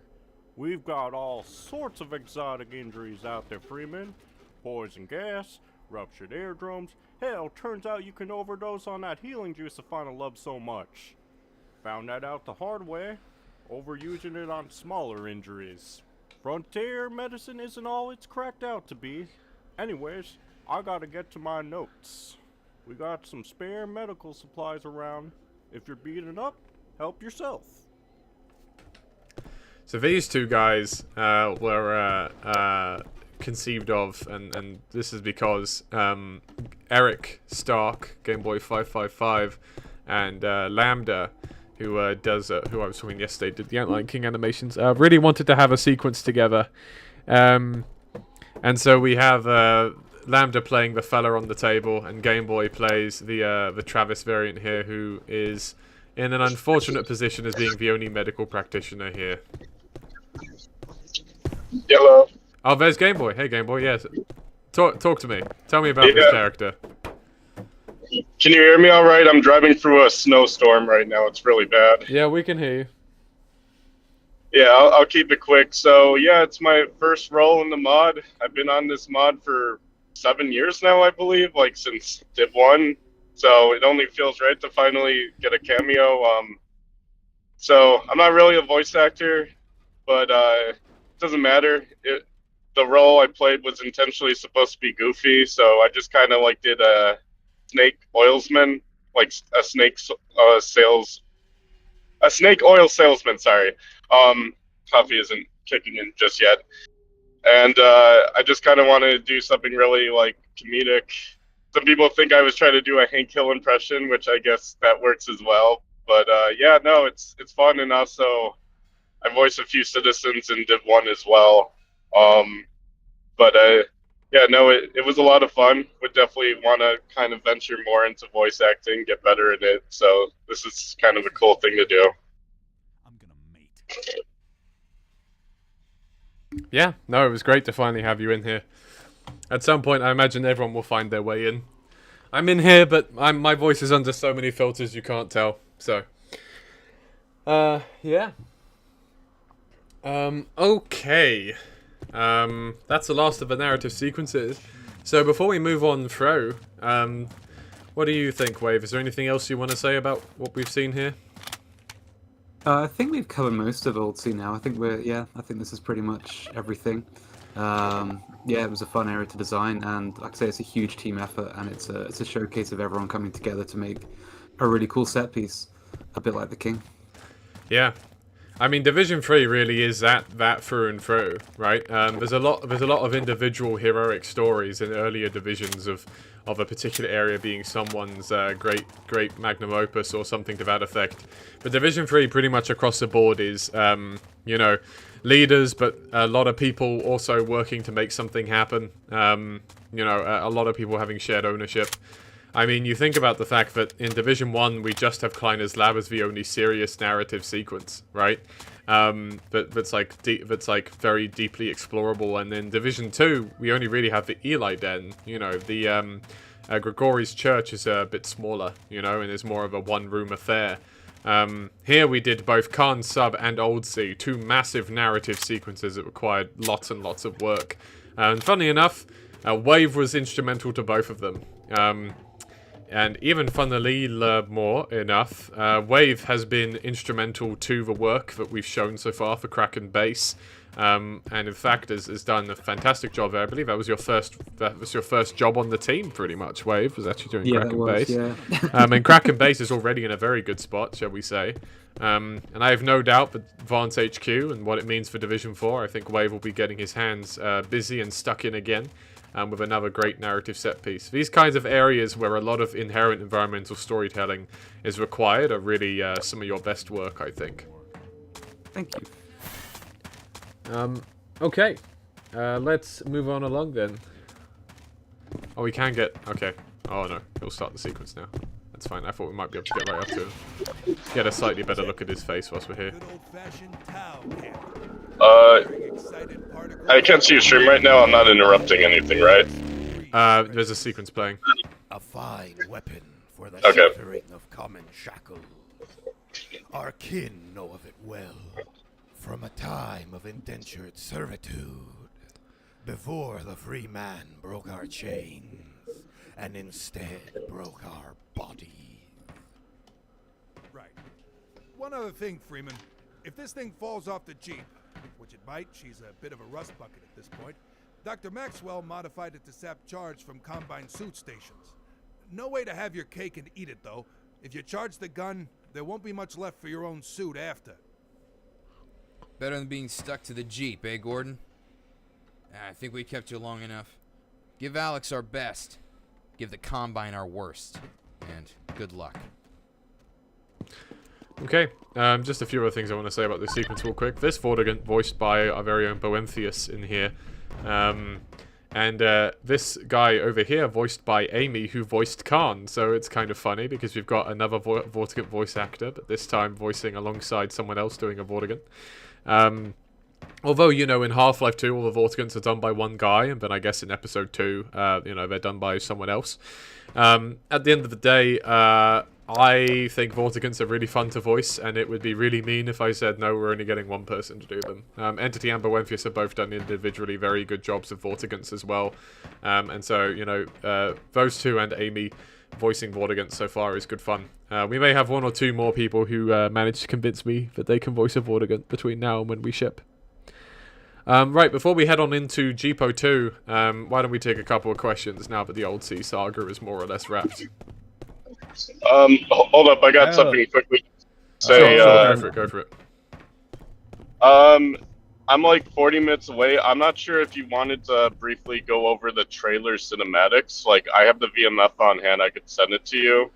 If time permits, we could go over that, just see what I did, if anyone's interested. But if not, no worries otherwise.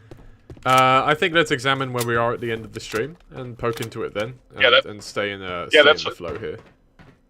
Yeah, that's fine by me. I'm not gonna be home till another 40 minutes, but carry on. Sure. Okay. Go ahead, Boenthius. Questions. We have over 20. Right, let's start.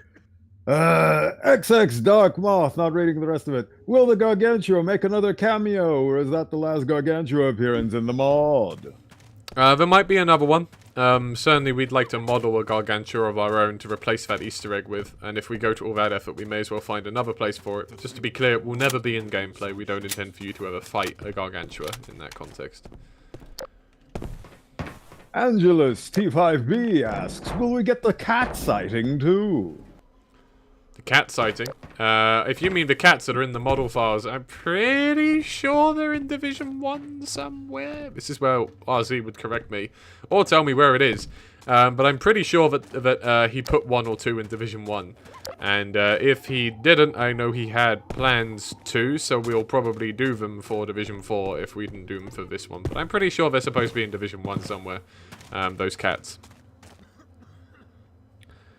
XX Dark Moth asks, since the king is dead, will there be a theoretical chance another king appears? Is it like where they give larvae special food and such?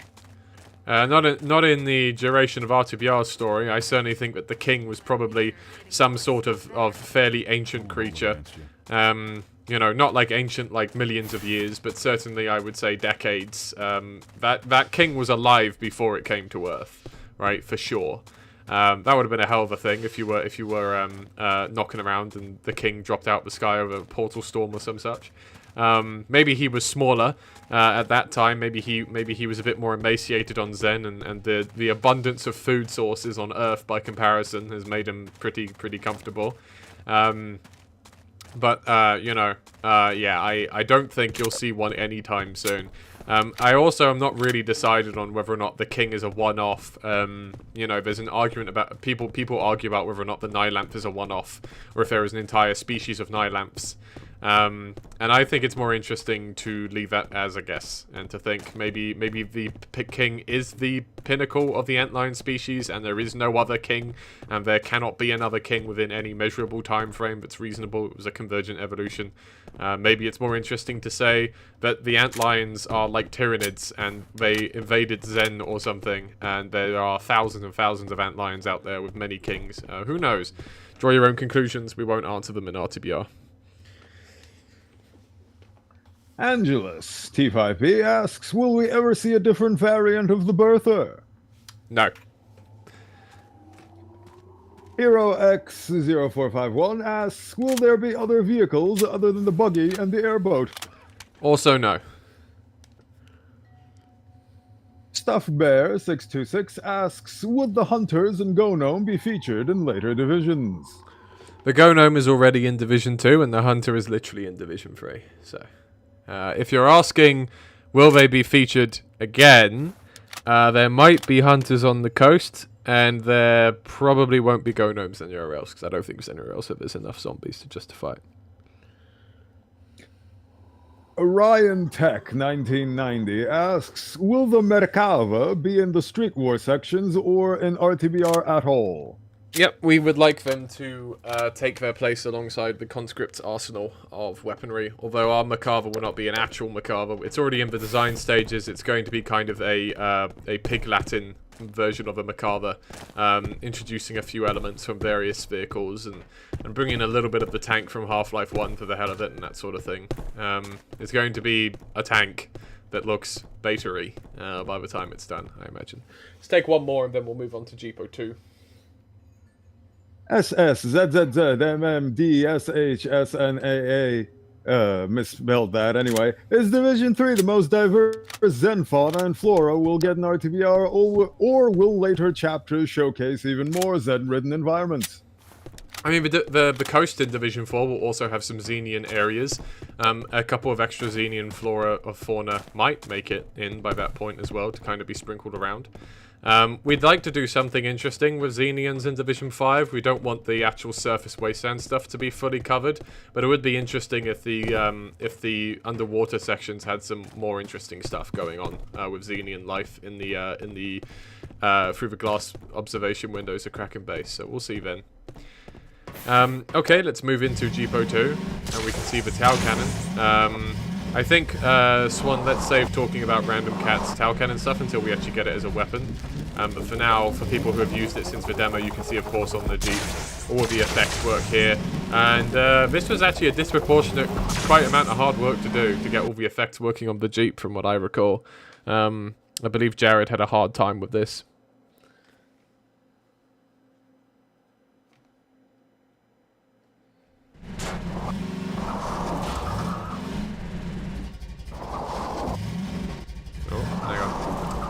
I've come up this hill at a weird angle. Let me try this again. There we go.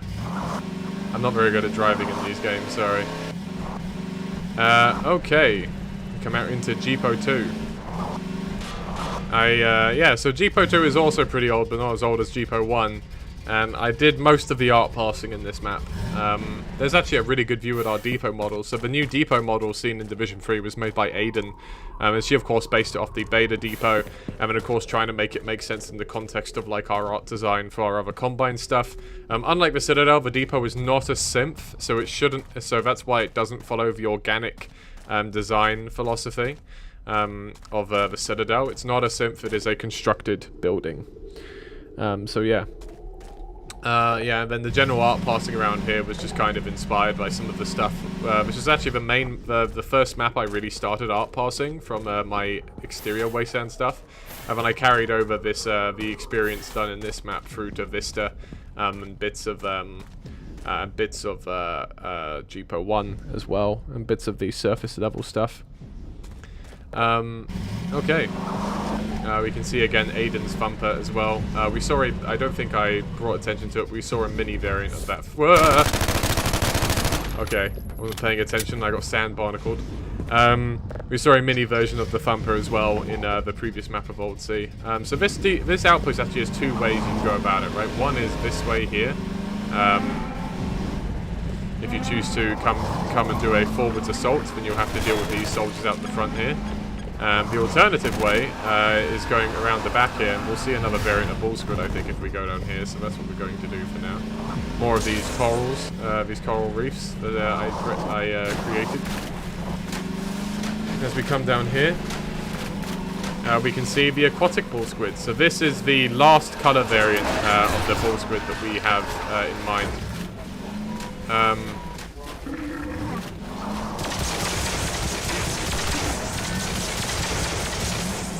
The tower cannon on the Jeep are doing pretty well here. Can I see the... Well, there's the aquatic squid. He's having an unfortunate day. But yeah, the aquatic squid, of course, is based off the sort of crocodile squid variant from the beta. I didn't want a completely different bull squid model, but yeah, I did want something to hark back to it. So they'll turn up a little bit more in the coast as well. This is the other entry point here. You can, of course, smash this open to gain entrance with the Jeep instead of having to block out the front.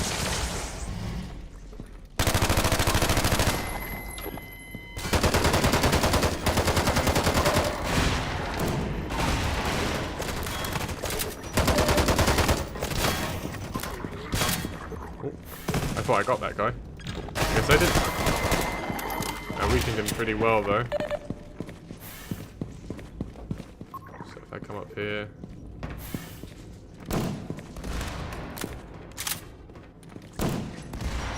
Oh my god, I'm not doing a great job hitting this guy here. There we go.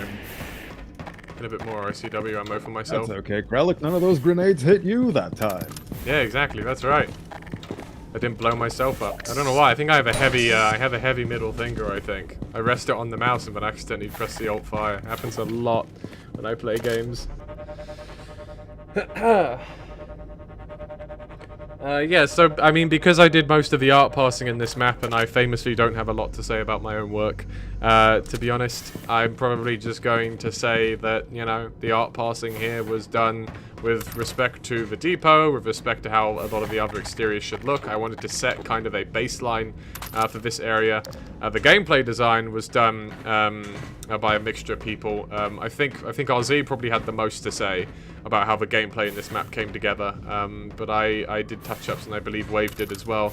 You know, we need to bring notice to the fact that Wave, by the way, did a really thankless task in a lot of these maps of optimizing them to run properly. I've seen some comments from people asking about why don't things run at like a smooth 120 FPS or something? Why am I getting less than 100 FPS and that kind of thing? And I think it needs to be said that like these are some of the most complicated maps that are done in like Source Engine. Like stuff like Wasteland Vista and that kind of thing are remarkably complicated maps. And we built them in a way that makes them very hard to optimize because part of the grandeur and splendor of the Wasteland is being able to see the whole thing stretching out before you. Source Engine famously does not like being stretched out in front of you. It likes being in little tiny rooms that can be segmented together for that kind of purpose.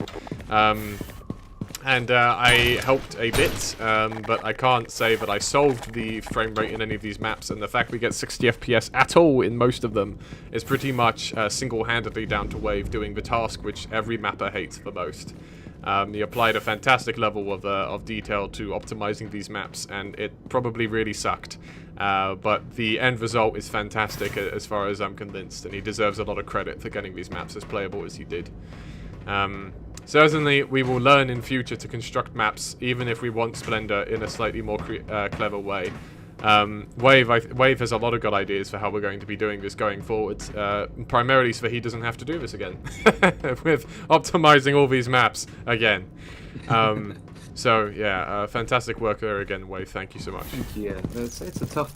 It's not like too hard. Like it is not fun. I agree, but obviously there's a lot that goes into it. There's a lot of thinking about how PVS works, which is the central physical set of like viz leads that you're in, which is kind of how the source engine works. If you ever want to like get into source engine modding, I do recommend like looking up lots of guides on PVS. Will2K is somebody I always point people to as being a fantastic resource that I use nearly all the time.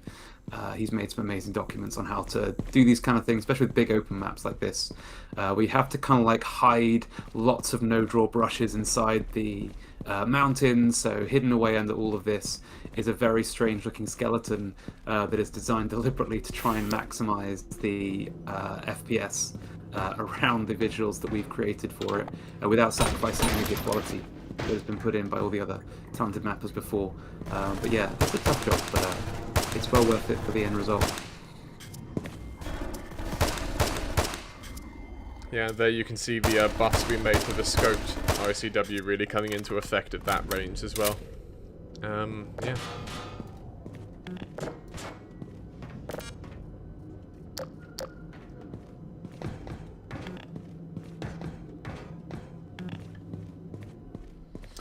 We can take a question for a sec, Boenthius. Like I say, I don't have a lot more to say about this, so. Hell yeah. Sismadishna asks, are there any niche sources that you guys sometimes use for ideas and references for RTBR? By niche, I mean places that aren't in the art book or direct leaks. That pretty much accounts for all of them. For all of the possible sources, I don't know what other sources we could do. I mean, I guess, like I say, we interviewed Travis Brady. He gave us a lot of never before seen or heard information on T-Bot. And so we were able to get what, you know, he considers a very faithful recreation of T-Bot as a result of implementing a lot of the suggestions that he had and a lot of the interview questions that he answered for us. I mean, like I say, we try to look at interesting combinations of things. So perhaps an interesting source is you know, some of our own thinking, and thinking about how can we meaningfully combine different types of content, like with the Jeep, right? Being the Jeep and the Jalopy put together. You know, and like I say, we have cut content from just more than Half-Life 2, right? Like we also have Half-Life Alyx cut content in here technically, with like the purple cremator alternate skin. And we have like a little bit of Half-Life 1 cut content. Triumph obviously is basing itself on a lot of Portal cut content. Actually also a little bit of Portal 2 cut content in the case of Triumph though. This isn't really a Triumph stream, so I'll not talk about it much more than that, but just an idea, I guess, as we're kind of exploring this sort of thing. Yeah, I think that about answers that. Okay, let's progress a bit further. Also... Oh, okay. No, go on. I was going to say that I could also add on to this answer by saying that during the development of Ravenholm Art Pass, I used a lot of niche locations from Eastern Europe Google Maps as inspiration for several streets, and also I used examples of real-life buildings that I've been accustomed to over the course of my life, which I did mention during that developer stream. But yeah, I think a bunch of other people as well have used real-life locations as inspiration and reference material for the places you see in Raising the Bar Redux. For sure. I mean, if we're talking, damage yourself that time again. Exactly. There we go. I'm getting better. For sure. I mean, if we're just talking broad, broad reference points, I think definitely it should just be said that we don't just use the beta and the art book, right? In fact, I would say we use our own stuff, as in like real references, our own ideas, our own discussions, a little more than the beta and the art book. I interpreted that question as what sources do you draw cut content specifically from? And for me, the beta and the art book are the primary sources you can. There's not a lot of other places to draw from specifically. But yeah, I mean, I would say in like my own work and in everyone's work, the beta is a framing device, and we use our own ideas more than we actually use the pure beta. I would actually go so far as to say. Yeah. The only thing I was going to say is when I was doing Salvation, I used a little bit of reference from the Return to Ravenholm thing, right, and that whole cut thing as well. But we didn't really have a lot of information about that, so I don't know how much of that Boemphius reference when he was making Ravenholm. I mean, I don't know if we actually even had anything. I don't think the no-clip stream had happened yet when you were making that, right? So I don't imagine that factored in that much to the initial design. Almost none at all. I use little to no reference material from that for Ravenholm. Yeah. Okay. Let's progress. Oh! Get out of here.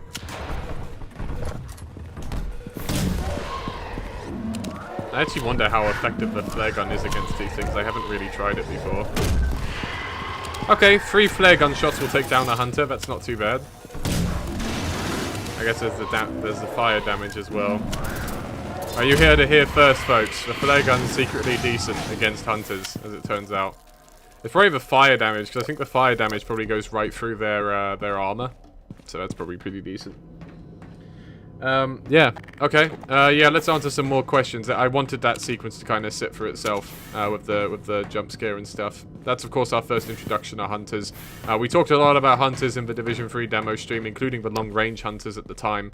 So all I'll say now is that these hunters are, you know, Andy's redesign of the episode 2 ones. I decided pretty early that I wanted hunters and workers. I've seen some people suggest maybe we shouldn't have used episodic enemy types. My personal opinion is that the worker, the hunter, and the zombine are all really interesting enemies that add a lot to their respective rosters of the combine, you know, the antlions and the zombies. And to reinvent the wheel there seemed a bit pointless, personally. So I was completely fine with us using episodic enemies. Like I say, RTBR is not specifically a Half-Life 2 cut content mod, it is a Half-Life recreation cut content mod. That's why there's Half-Life Alpha stuff, that's why there's, you know, Half-Life Alyx cut content a little bit in here, and that's why there's episodic cut content as well. So, it's a combination of factors. And then, of course, the long-range hunter was based off of the mini strider, both in its color scheme being darker, and also in the pulse rifle attack. It's kind of a reinterpreted way of the pulse rifle attack that the mini strider had. And that's all the extra stuff I have to say about the hunters that I didn't say in the demo. So yeah, go ahead, Roy. Just have a couple of questions whilst we ride through here and shoot a few antlions. Hero X0451 asks, will you guys also add store pages for Salvation, Triumph, and Retail expansions? Oh, sorry, real quick. I just feel the need to mention, this is the actual last iteration of the Bull Squid skin, the Land Squid, which again is a beta iteration. I call this the Land Squid because there's a lot of pieces of concept art, of like fan art, which basically draw land squids with a similar color scheme to this. And I've seen a lot of them over the years, and I kind of felt like, you know, it would be nice if we did an iteration there. The original land squid drawing for Half-Life 1 is actually in black and white, though. So that's a fully fan-based interpretation of the color scheme there. Yeah. So I'm gonna put this Bull Squid's corpse out of its misery because it's having a bad time with that sand barnacle. Oh, don't shoot the protozoan, leave him alone.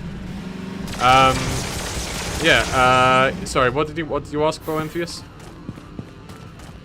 The question was, will you guys also add store pages for Salvation, Triumph, and Retail expansions? So we definitely want everything to be on Steam in one place. How exactly we're going to do that is something we are still exploring. No mods ever. There's not many mods. In fact, besides Interview 02, there may be no mods? ? Which have their own spin-offs to be thinking about, and detailing around these sorts of things. And so I've given it some thought, and we have some ideas, and you'll see what those are. Hopefully, if they come to fruition by the time that but not Div 3, when by the time that the Steam release rolls around. Right, before we answer any more questions, a little note here. So this little rebel area here, which is, of course, a nice little detail in the Wasteland, is actually based off of a really fantastic piece of concept art that Biohazard on our public Discord drew, of some rebels stuck out in the Wasteland and trying to survive in this kind of like area. It's felt nice to have like an outpost this close. You know, we've got like the photos of the depot, and so you can kind of imply that maybe these were like forward scouts from Old Sea or something. There's a AKM here which has no ammo in it, so you can't pick it up. But there is an AKM there from the rebels, armed as they are to go out into the Wasteland. And yeah, that was a reference to a really great piece of fan art from the public Discord. So I just wanted to bring special notice to that. Yeah, let's have another question then, Boemphius. The Dripvine asks, will we see humanoid synths? They're probably probably some of my favorite cute combine designs. So humanoid synths, yay, nay. If you mean the kind of alien simps, which kind of look like other aliens, I kind of have a different idea for those, but they aren't going to be enemies. But the Combine use at any rate. Besides that, there's some other Combine-like units, like the Combine Gunner, that we've talked about quite openly. But we aren't going to be doing stuff like the Worm Combine or whatever, for instance.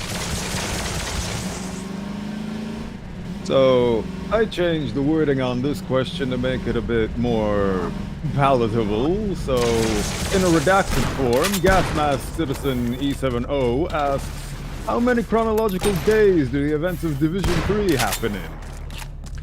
How many chronological days? I guess, let me think. Just shy of 1, I guess. Not more than 1. You come out of Ravenholm around nighttime. You go through Minetown. We kind of work with a slightly, I would say, accelerated timeline in RTBR. There's day 1 battery and a little bit of flare gun ammo if you spent most of it up to now. Yeah, so they're a little bit advanced. It's basically just to allow us to touch upon more time. So yeah, I mean, this is meant to be kind of like a sort of a morning sort of view here, and then the idea is that over the course of this, and then the train heist, and then Vance HQ and everything, we'll be able to get back to the Erex by sunset. So that we can have that lovely, very famous and iconic red sunset sky over the Erex, which is one of my favorite visuals in the whole cut content. Actually, is that. So that was kind of the idea behind doing timing the way that we did. You can do another one. Okay, buddy, you do you. Asks, will the child workers from Division 1 will be back in the mod during the uprising? Like, will you get to free them? There may be references to them, but in general, because they lack a proper animation set, and because it's kind of hard to figure out what to do with children in the context of these sorts of things, they're not going to be holding Molotovs and throwing them at Combine or anything. We might see a few of them hanging out in some of these citizen refugee camp areas where they've kind of gathered everyone together in one place.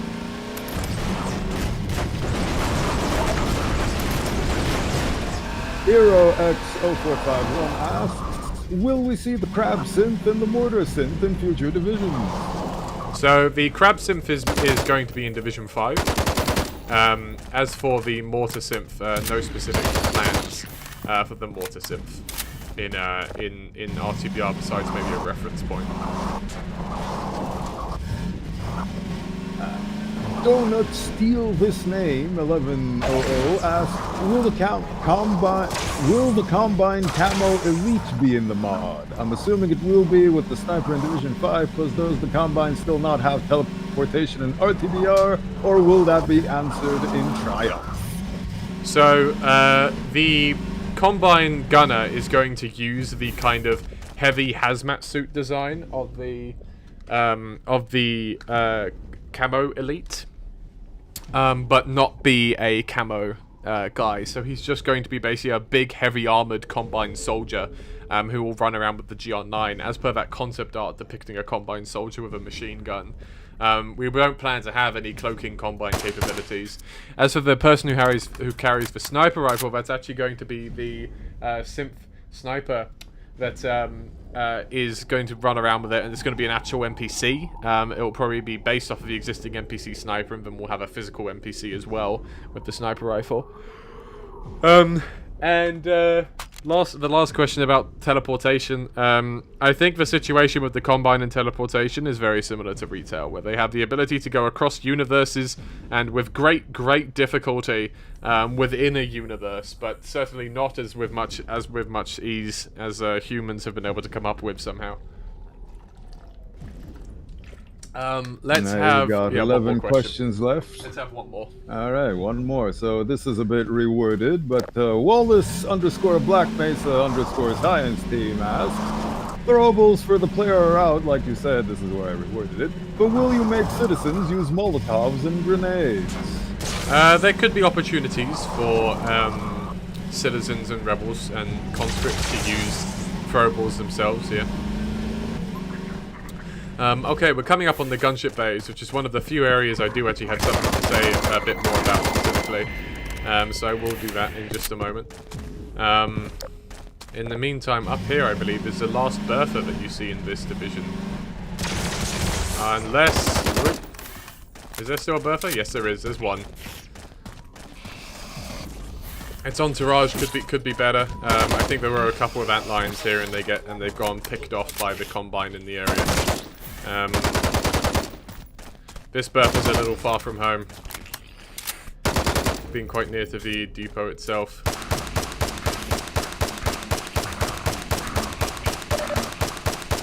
Trying to make it in this dog-eat-dog world out here. Yep. And then again, we can see it with its sack burst and its behavior. Where we'll kind of try to navigate to a slightly more useful position and launch some stick attacks on the player. We'll finish it off.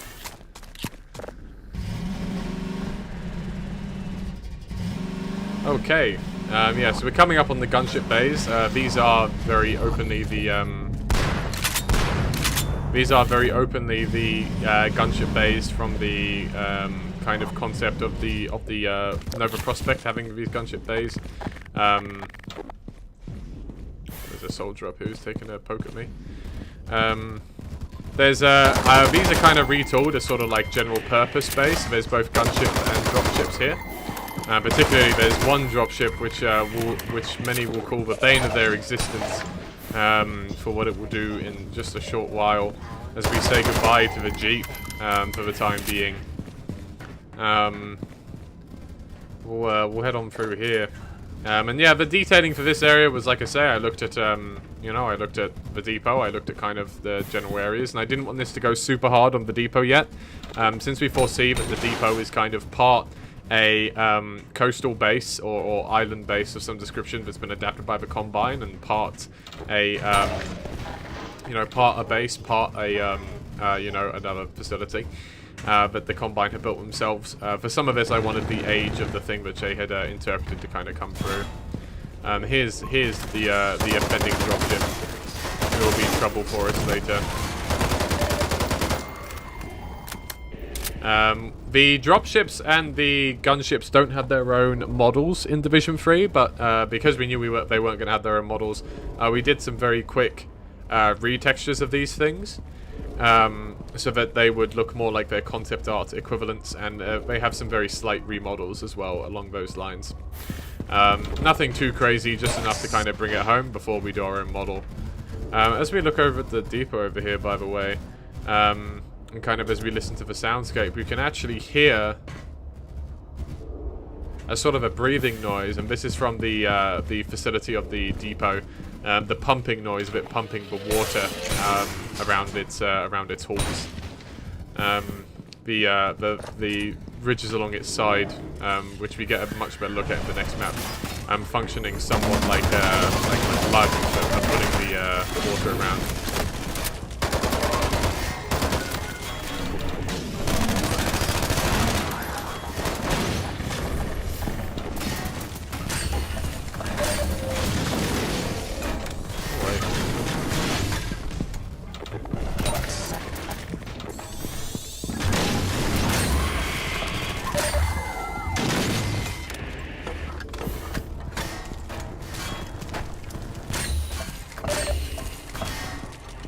Took out those two guys nice and quick. Let's head on into here.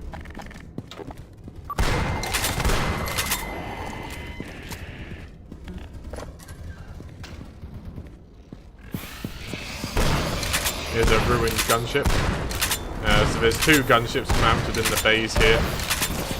We don't fight any in Division 3, as the introduction to that is being saved for Division 4.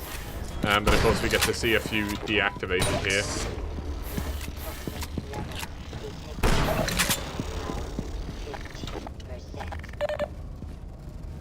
I have grenades. This might be an overreaction, but that one antlion gets to have a bad day.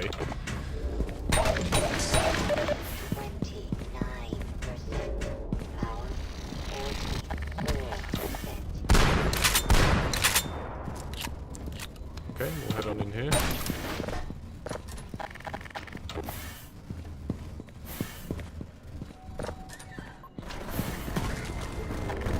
And there's the dropship having stolen our buggy.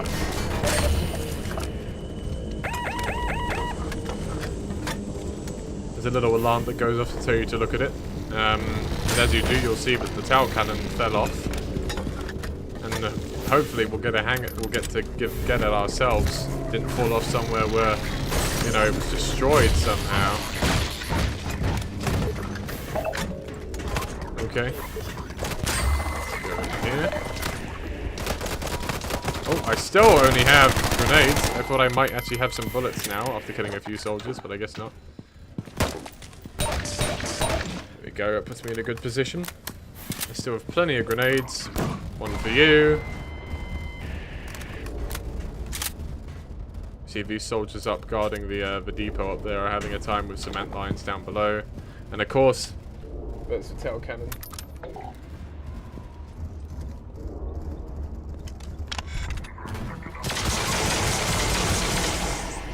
And right away we get to see him make short work of just about everything.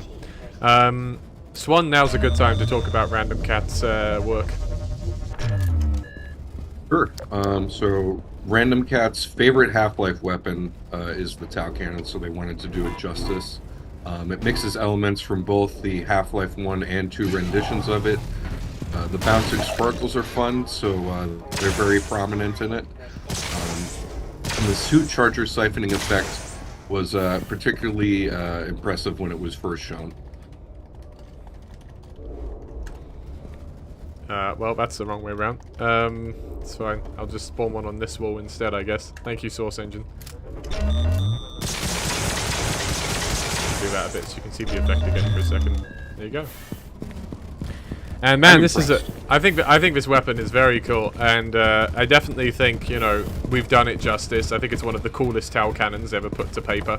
The model done by Valerio Sompa, again, the same fella who did the Jeep and the GR9 I was talking about earlier, did a fantastic job with this model. Silent did a fantastic job with the sound, with the animations, and Usar a fantastic job with the sounds. And of course, Random Cat's particles really bring the whole thing together with the charge ups and everything, as we see them all together. Yeah, I mean, this thing would really suck to be shot at by, right? I mean, imagine this thing whirling past your head, right? I mean, I guess it's not that hard for us to imagine, right, guys? It'll be, yeah. Yeah. I know what that feels like. Yeah, I sure do.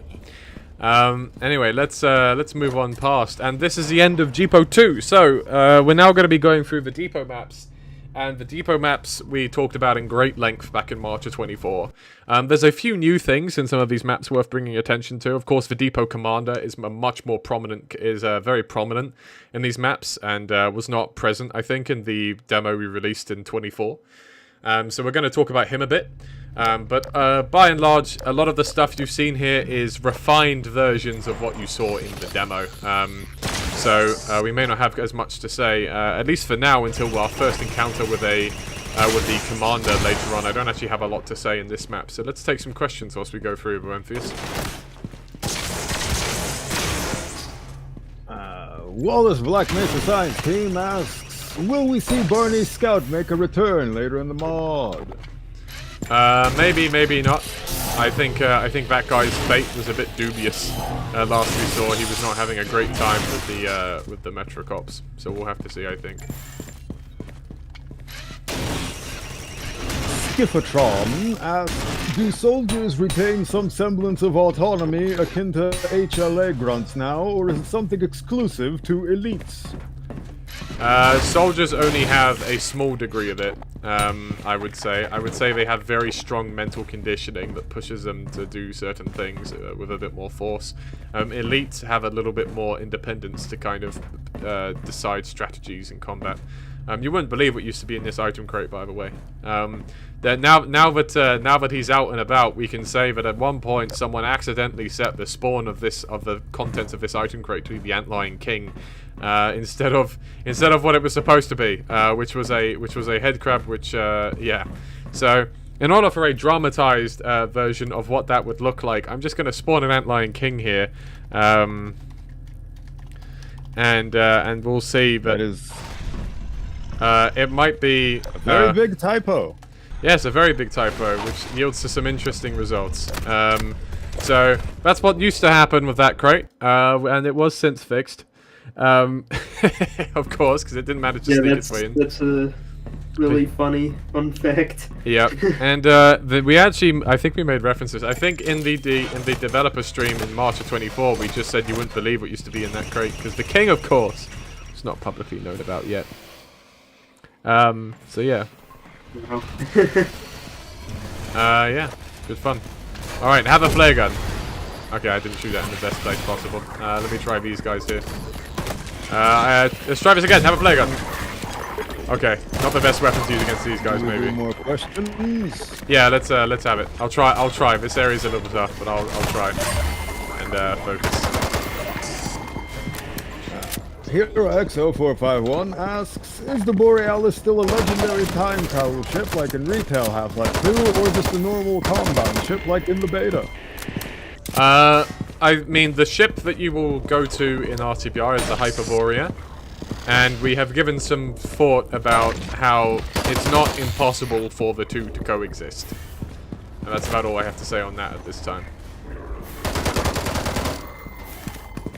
So, this next question is a bit out there, but I choose to interpret it as it asking whether or not we'll reuse any of the existing sound clips from these actors. So anyway, Hero X0451 asks, do you plan to have any official Half-Life 2 voice actors for RTBR, i.e. Mike Shapiro, Patrick Lowry, Merle Dandridge, etc.? If you mean take them onto the mod, no way. If you mean use them, also no. My goal would be to eventually... my goal as part of RTBR is I really do want this to feel like an alternate Half-Life 2. I want it to feel like that more than just in terms of level design and everything. That's why we changed core game sound effects. You know, that's why we've tried to go with our own art design and our own style for a lot of things. Part of this is I want it to almost feel like you're playing a different game, right, than Half-Life 2. And along those lines, that's why we change the voice actors. Now, sometimes we try to target certain character voice lines and that kind of thing, so they have a certain level of authenticity.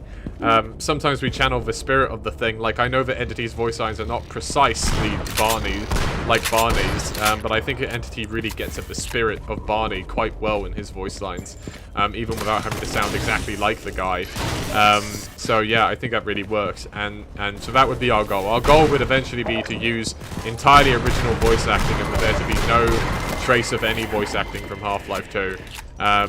Besides maybe the Citizens, just because of how much work it would be to do all those lines. But even then, we've given it some thought. So, yeah, go ahead. Keep the questions coming. Savage 6093 asks, is there going to be alien prowlers? I think Alien Assassins is what you're talking about, and I think they are a very interesting idea for an enemy. So it would be nice, but I know that's what the person wrote, by the way, when he said alien prowlers. I saw it in the chat at the time. Yeah, and I think they're a very interesting enemy design, and I think they would require a lot of significant work, and, you know, whilst I think it would be interesting to do them, I also don't think we can guarantee anything. So. Wallace Black Mesa Science Team asks, will Khan be helping in the rebellion? Same with other Vortigons. Khan himself may not be seen all that much from this point forward. He's very much a Wasteland guy. And even whilst the uprising in City 17 is happening, the people of Old Sea, if left behind completely by their mortal companions, may find it very hard to survive out in the Wasteland. You know, as for Vortigons fighting in City 17, yeah, for sure. For sure you would have Vortigons fighting alongside them.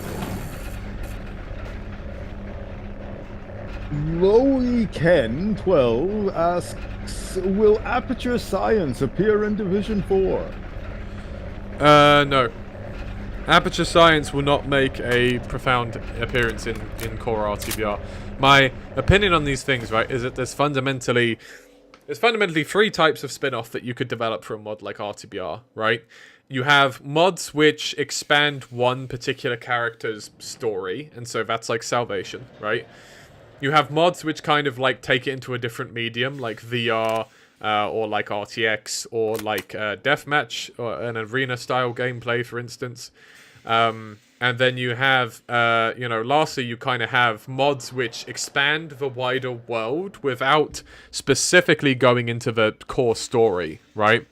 And I consider Triumph in that last camp. So I don't see any need for core RTBR to tie into Triumph's events that strongly. You know, in the same way that I think Triumph will stand on its own, being that it takes place in the same world as RTBR, without necessarily having, you know, Khan show up or something. Right? I think it's interesting because then you can kind of play RTBR and you can kind of think about what might be going on at the same time. And I think there's value to all three approaches. You know, one of them is very practical in terms of bringing it into other mediums. It's just allowing people to experience these things in a different way. You know, one of them is kind of adding more into the core story when you kind of expand a particular character and what happens to them. And, you know, the expansion of the world leads to a lot more thinking about how could spin-offs fit into this world and what are some interesting things you could explore there. So, yeah. Like, let's get this sequence out of the way because this one's a little bit more detailed as well. This, of course, is from our depot demo and was the first appearance of the long-range hunter. Again, we talked about it in great detail then. But it is, of course, based off of the Mini Strider design. Its AI will stay at longer ranges, and it will basically try to suppress the player, where normal hunters are constantly trying to push the player out of cover. The long-range hunter will punish the player for being out of cover, and the pair are designed to work together, so that the normal hunters push you out of cover, and the long-range hunter takes advantage of that and punishes you for leaving your cover. So yeah, that's the goal of those. And then the particle design was done by Random Cat, the sound design by Entity, and the actual programming probably Abby, I think. It might have been Jared though, actually, now that I think about it. Okay, let's have some more. Which for? For the long-range hunter. Was the long-range hunter? Oh yeah, that was Jared. That was Jared. Okay, yeah, that was Jared then. Yeah. Or Iridium. It might be Iridium actually. Oh yeah, no, you know what? I think you're right. I think Iridium started it, and then I think you and Jared, or maybe just Jared, made tweaks afterwards. Okay, yeah, let's have some more questions, Bremphius. Leo Colgaro 5510 asks, for the rebellion portion towards the end of the game, will it be an open world with vehicle driving as originally planned? Was that discarded due to limitations of the time? I think I know what map you're referring to, and I don't think that's what they had planned. I'm pretty sure that what they had planned there was nothing like that, and that map is more of just kind of a what could be the rough size C-17. I definitely think that was more of a prototype map for just exploring the scale of the city, rather than they am intending to make open world GTA style stuff going on with a Jeep in C-17. So we have no plans for anything like that, to be clear. Even if it was in the beta, it's way out of scope for what we want to do for Street Wars. Smithshina asks, also, what exactly do you guys mean by the coast levels? Well, my feeling is that not all the water on Earth is gone, and there are going to be different areas on Earth with different amounts of water that have been sucked up or left behind. There could be areas where there's more water, where there appears to be more water because the, you know, drop-off in the ocean depth is more gradual, for instance. Or areas where like it's not more gradual, and so there appears to be like more water in that respect as well. Geography can be funky, and especially when we're playing with not particularly well-defined geography, we can get away with a lot. So the idea is to touch upon coastal maps that have a little bit more water going on. They're going to be closer to kind of retail coast in their general art design. You know, with a mixture of a little bit of Wasteland spice thrown in. Wait, have I gone past the bit to see your Easter egg? No, that's later on. Okay. You have to wait till you're very at the top. It's very easy to miss. Okay, that's cool. That's fine. We'll keep going. Alright, as you were, Bremphius. Matijovich 8125 asks, will we get the HMG regularly in RTBR? Yep. Most secret weapons will be obtainable in the normal course of play. Beta H2 asks, will there be the Citadel core in Division 7? The emphasis of the Citadel is going to be a little bit more on actually kind of like getting up to where the console is, similar to Half-Life 2, but we do actually have plans to kind of spend some time a little bit in the bowels of the Citadel. Of course, like we've said, the Citadel is a synth, and so there's a lot of interesting things we could do there. The core, for instance, is going to be is more like a heart, I would guess, and I'm sure there's some interesting stuff we could do there. I didn't tell the thing to come over here. Yeah, keep on. Matilda Angry Birds Real 1691 asks, will there be any original synths? Will there be any original synths? If you mean completely original ideas that have no basis in cut content, maybe not. Yeah, it's just that like there's enough stuff to draw upon in the cut content that I feel like we can stay with that. I do feel we do a pretty good job bringing completely original ideas to a lot of these simps, though, like Wasteland scanners sucking away shield energy, like the long-range hunter working precisely the way it does. And so in a manner of speaking, yes, sort of, we end up having... wait, fell off there. I bounced off of something. In a manner of speaking, we do end up having, you know, original simps in that way. It's like their original interpretations of pre-existing concepts, so in a way. Yeah. Adrian the 402nd asks, will we see any more consul speeches between Divisions 4 and 7? Yes, at least one. At least one time we'll hear the console again in a way that's not currently in the mod, not currently in the released version, but we know it's there and where it's going to be.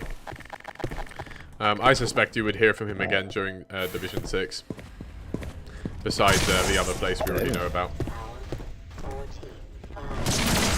XXM8TV0XX91 asks, is it possible for you to give us an idea for what the conscripts will be like in Division 4?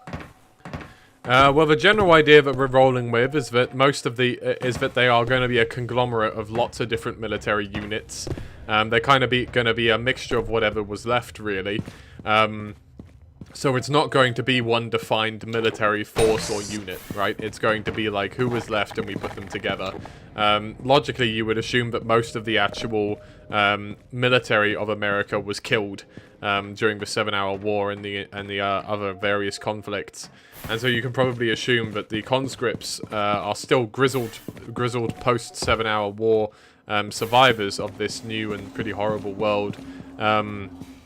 But simultaneously are going to be mixture of things like a mixture of the Coast Guard and a mixture of like the National Guard, right? Maybe some SWAT forces from local police who, you know, stuck around and so they have some more training and that sort of thing.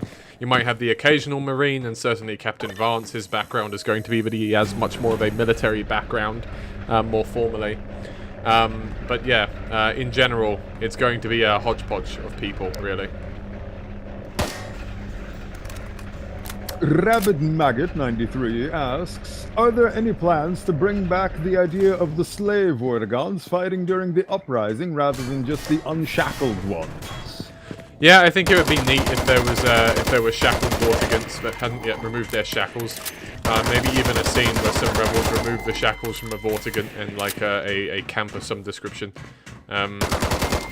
You know, that's like a small rebel forward position or something where they've liberated a Vortigant and free him from his shackles. I'll fight these guys, Wave, and then you can direct me to where I need to be looking.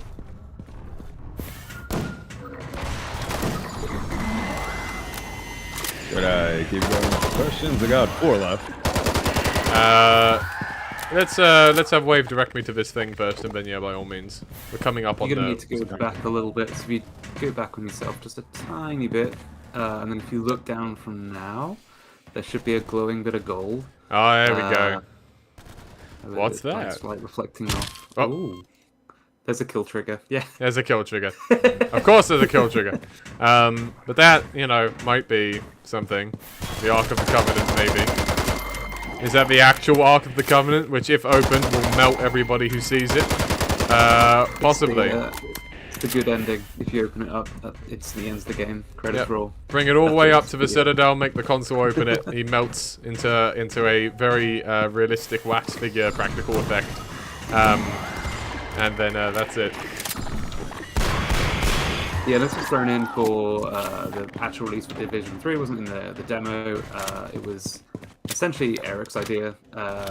Seeing as the whole area here was very much inspired by the sort of Area 51 style warehouse, it kind of made sense to put a little bit of a nod to it. It is fully sculpted. There is like the actual angels on there and everything. It's my first ever bit of sculpting in Blender, actually, to be fair. Can look at that down there with God mode. But it has a lot more love in it needed than it probably does for being like a tiny little thing you see off to the side. But yeah, it is there. It's official. It's a fun bit of a fun little nod to a classic film franchise. There's something a little bit fitting about the Combine in the same way as the Nazis kind of do in all of the Indiana Jones movies, kind of chasing like supernatural super weapons, right? Mm-hmm. And like being like, oh, we want these, this is going to turn the war around for us, we're going to use this, you know, that kind of thing. There's something a little bit thematically fitting there, which is kind of neat. Not that that's literally what that is, by the way. Just that I think that's an interesting thing to think about. Yeah, let's have some more questions. Milo Hilux 8190 asks, will we go to Zen in RTBR? And if so, what would it look like? We have no plans for that in core RTBR. That is actually a good idea for another spin-off, raising the bar Zen. Modders, get on that. Yeah, get on it, exactly. You play as a bull squid, and it's like Spore. Pretty good. Right. Florida Raccoon 1018 asks, will we see some aquatic Xenian enemies in Division 5? Ichiosaurs, perhaps? Yeah, maybe. I don't know how much of a gameplay focus they'll have, but we definitely want to populate the waters, at least aesthetically. Right, before we take any more questions, there is actually a bit here for you to talk about, Boenthius, once we play this scene right here.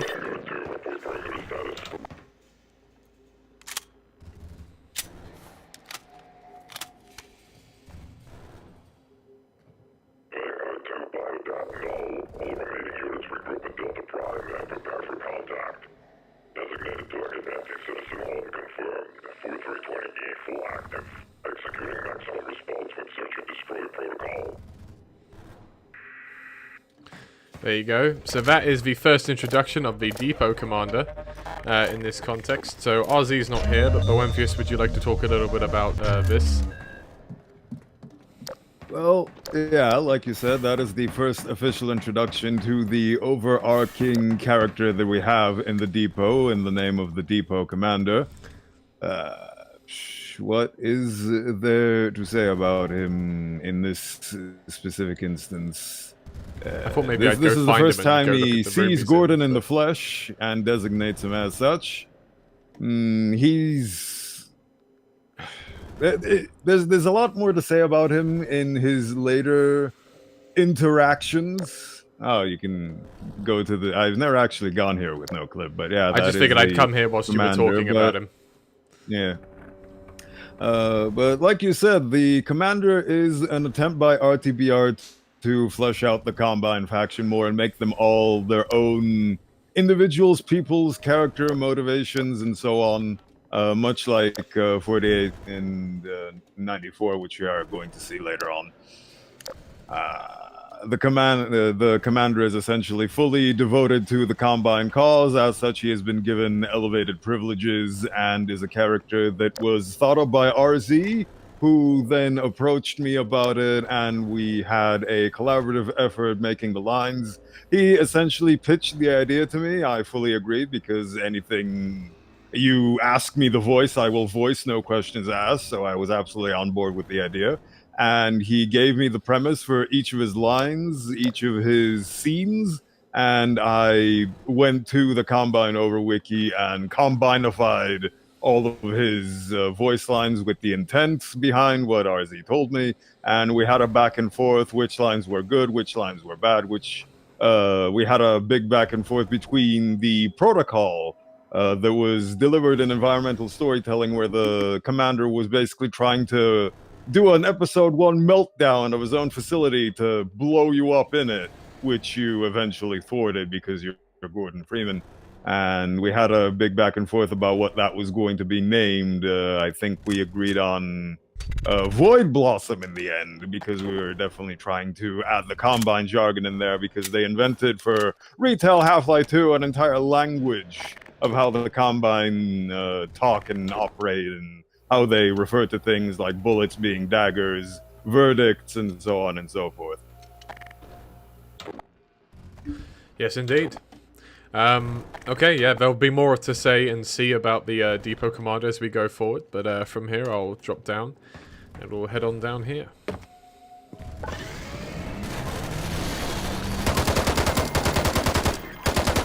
So again, we get here. Thank God one of these guys actually got the grenade in the hole.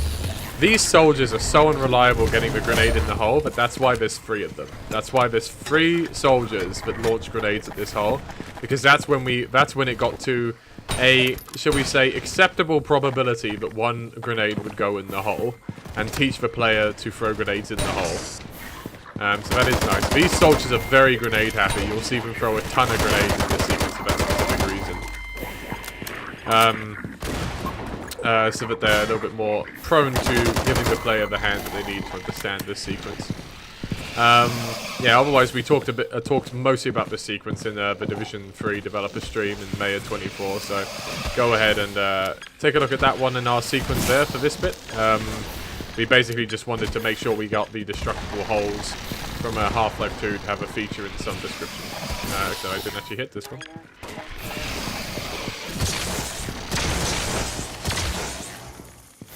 Okay, yeah, go ahead, Boenthius, let's do some more questions.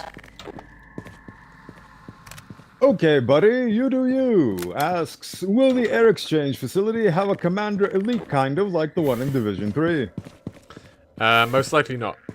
I'd rather not kind of, I'd rather not make that idea feel less unique by doing it again, right?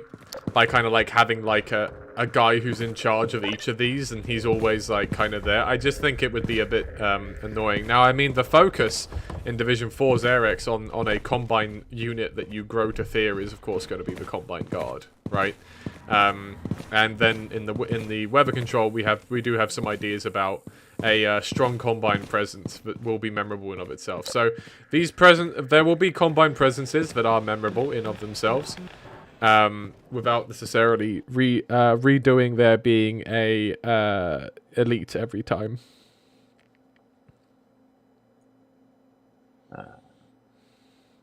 Spartan Tanner _ TF2 asks, will the conscripts have any vehicles? Yeah, they will have a Macabre-like tank, like we mentioned earlier in the stream. Besides that, we have some ideas about them to explosive barrels, generically kind of retooling Humvees and that sort of thing from military surplus. Likely not, you know, to the same extent as like a proper military, but they probably have a few vehicles on hand. Vance HQ is like the name implies, simply the headquarters of Captain Vance and the conscripts, not the only place in the Wasteland where there are resources available to him. We're coming up with something new to talk about, but let's do one more question anyway. Let's do one more question. Rabbit Maggot 93 asks, what design inspirations, what were the design inspirations for the Combine Soldier / Elite outfits? So the body is based just like the normal soldiers off of the variant of like the soldier holding the M16. So the elite body is just kind of like that, but then modified a bit to kind of have a little bit more kind of like a little bit more placement around the neck armor and that sort of thing. Again, for similarity to the soldier, and then to give him some slight differences like the Combine Elite has. And then the actual helmet is a mixture of the retail one-eyed helmet and then the Hayao Miyazaki concept art design, which I like, but feel like is a little bit too like bold. Sorry, I mean bold. When I say that, I'll enunciate that a bit more. Bold, specifically. I don't really feel like it has a lot going on above the upper half of the head. It feels a little bit basic, and so we kind of put these features together, and that's how we arrived at our elite. Now we've got another sequence here. Central Precinct. Outpost Delta, this is Unit 1294 reporting, sir. Who's going on the big screen? D356 facility contaminated. Additional threat vectors with HVT sector setting and anti-citizen one identified. Requesting data point transfer for advanced citizen assessment and tactics. Anti-citizen one? That's, Gordon Freeman, isn't it? Acknowledged AU-56 command. Please clarify data point identifiers for anti-citizen one to transfer. Over. Should I already know which ones it means and just send them over? Order rescinded. Observing subpar supervision at outpost Delta.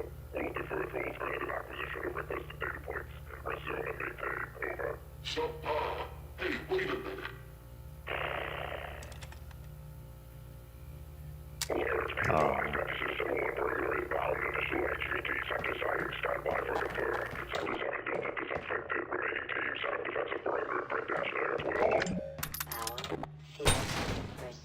Yeah, so there's our appearance by 1294, and what's his name? Something 48. I know it's 48. Do you know what his first two numbers are off the top of your head? I had a document about it somewhere. Hold on, let me see if I can get it quick. I don't think we've ever actually said the first two numbers. I think we've only ever said 48. Well, that's 1294 and 48, but they typically call themselves 94 and 48, respectively. Yeah. Those guys turn up in Division 1 as well. They're the guys who talk about how elite Metrocops don't have their eyeballs anymore, not as we know them, anyway. And they turn up in Division 2 on a console in Ravenholm, where we find out that 2840, their buddy who became an elite cop, did not make it out of Ravenholm, sadly. Or maybe not sadly, I don't know, they're Combine, maybe we don't care what happens to them. And then here, of course, our lucky pair happen to be the pair stationing a City 17 outpost as the depot commander is reporting back, and find themselves a little unprepared to answer questions from a vastly more superior specimen about the anti-citizen one himself. Yeah. Yeah. I couldn't find the document, but it doesn't matter. Sure. These guys, you know, we want them to be a recurring set. We expect to see them in every division somehow or another. Yeah, I mean, I think they're a fun little story to follow on the side, and they give a little bit of personality to the Combine. I voice 94, and Flash Boenthius voices 48. And yeah, that's how we've done it this whole time. Yes. The idea behind that scene is it is meant to further develop the depot commander as a presence, and it was also a lovely opportunity to have him interact with people in City 17, which I guess maybe we could have done something better to telegraph that they are not. There's no Metro Cops in the depot, they are in City 17, and that was just a communication line. But anyway, point being is that essentially the depot commander is asking them a lot of very specific information that they should be able to give him instantaneously, but because they've never been asked something like that before, they are caught completely unprepared. One of them doesn't even know what they're supposed to do, and the other one is questioning whether or not what they're supposed to do is what they're supposed to do. So the elite, being the perfectionist that he is, immediately calls off to find an alternate means to find the data that he needs to find. He basically asked them for the dossier on Gordon Freeman so he can figure out how to kill the man, because that's essentially his primary directive at this point. Mm-hmm. Yes, indeed. Yeah, like I say, we will continue to see these characters in later divisions. It might be a while before you see them in person again, though, like in Division 1. Yeah, let's take some more questions as we move on. Gas Mask Citizen E70 asks, will we see the Combine homeworld / overworld in Division 7 or other Combine facilities? I don't have any plans to directly show the Combine overworld, and if we did have plans, I wouldn't tell you them, is the short answer to that one. But as for... This guy's trying to flank me. I can't believe this. As for other Combine facilities, you know, we'll see the weather control and that kind of thing. If you mean evidence of Combine other than on Earth, yeah, like I say, if I had plans, I wouldn't tell you them. So, yeah. Milo Hilux 8190 asks, will we keep the Tau cannon? For the duration of Division 3 and 4, yes. You will not have it in Division 5, and it will be lost. You will not have it in Division 6, 5, 6, or 7, I'm afraid. There will be other weapons in the arsenal for you to love, though.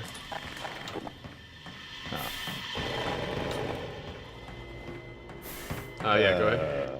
Okay, buddy, you asks, will Combine Elites be in the facilities, though? Just like as actual enemies, not just story beats. We want to be really sparing with how we use elites. Like I say, we don't really want... excuse me. We don't really want them to be like just normal soldiers, right? So we are going to be pretty sparing with them. And so yeah, I don't have any specific plans to use elites in great numbers. We do intend to use them here and there, though. We'll see whether or not they turn up as enemies in these facilities or not. The Combine adapted it from an old naval base, but it's more alien than any part. I'm assuming we're letting the scene play out. Should be able to get us through here. As before, yeah, all of these scenes we saw in the Division 3 demo. They don't. There's only really significant improvements made to a sequence in Depot 2 and another sequence in Depot 03. Actually, just sequence in Depot 2 now that I think about it. Although there is, of course, a big sequence at the end of Depot 3 to talk about. So I'm not that worried about stopping and slowing for all of them. So yeah, let's keep going with questions. Quirrell asks, will there be the crash into the skyscraper? Yeah, I mean, the idea is to have a pretty rapid descension from the aircraft you used to get from Division 5 to Division 6. Rabbit Maggot 93 asks, are elite cops a halfway point between regular cops and soldiers lore-wise? Yes. Yeah, so they have a bit of conditioning, they have a bit of conditioning and also a little bit of transhumanism, but they still have their faculties for better or worse. They're not quite as good as normal soldiers, but they are the guys that are choosing to suck up, as opposed to being forced to by being reconditioned. So. Loey Ken 12 asks, will there be a reference to the fact the buggy is taken in the Citadel or some other area? But this is not the last you will see of the buggy, since you will have it for the coast of Division 4. How you'll find it again, we're not going to reveal it quite at this time. Bob Shark G19DK asks, do you guys plan to make an audio commentary mode for RTBR? When the mod is fully finished, yes. I have run out of questions. Fantastic, there we go. 4 out of questions, but I'll just play for now. You know, this area is still one of the most compelling visuals that we have in Division 3, I think. It really helps give the depot some of that mystery. These kind of big pumps here operating to suck all the water out of Earth. The improvements made to the OCW's aiming mode are quite well felt in this, particularly in this chasm here.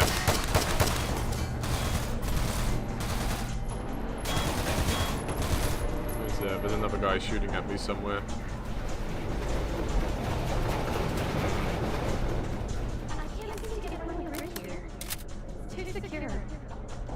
on a sec. I've got something. Huh. That might work. Gordon, the Combine's been enslaving Vortigons to power this place. But maybe we can turn the tables on them. I'll clear the way to them and keep the bridges from turning off under your feet. You free the voids, and we'll have our ticket past this field. Alex, of course, the voice acting done by Hoseki again. She did a really fantastic job there. And then when we see Eli later, we'll see, of course, that Eli is voiced by... Where is he? Is he over there? I think he's on that platform over there, right? Cheeky guy. Yeah. We'll see the Eli voiced by Sworded, who also does Samuel in Old Sea. So yeah, great work there too. We'll take this one nearest. Like I say, these areas have not changed. Talk about in a my way. lore interpretation of this area if you want. Yeah, sure, go ahead. So essentially the way I'm seeing this area is that originally the depot already existed in this area, to an extent existed along with it, and the Combine repurposed it to the facility that it is today, and because they needed to do it quickly, they used Vortigon batteries to establish it efficiently, and then over the course of... Hold on.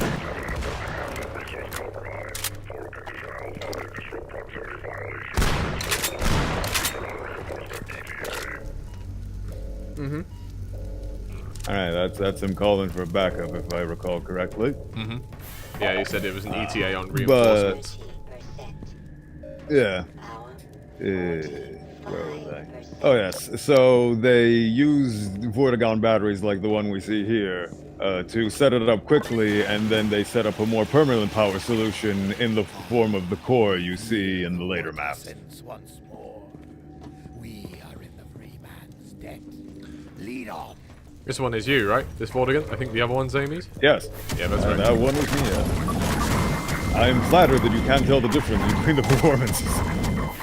No, I can tell the difference. I was pretty sure this one was you. Oh, okay. But you're doing a different Vort off... you're doing a different Vort voice here to a Vort voice in Old Sea, which I think is nice. Because like I say, it kind of gives him that little bit of variety. Vort sounds similar, but aren't the same. That I was able to pull off a Vortigern as good as Amy. Well, I mean, I think they're both fantastic Vortigerns. In different ways, for sure.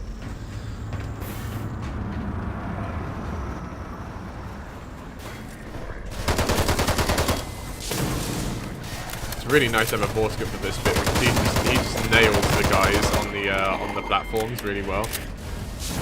Look at that! Wow! You can shoot through them too. See you, buddy.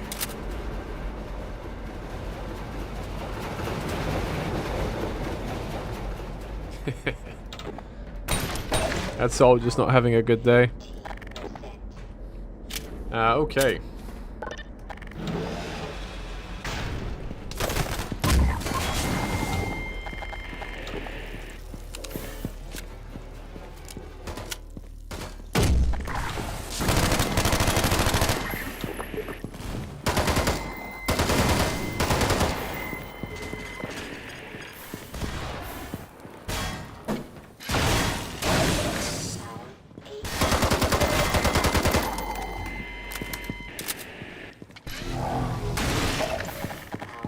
Here's my Vortig buddy. The Vortigerns are quite a bit better at following you than I remember them being. That's been a great improvement over time.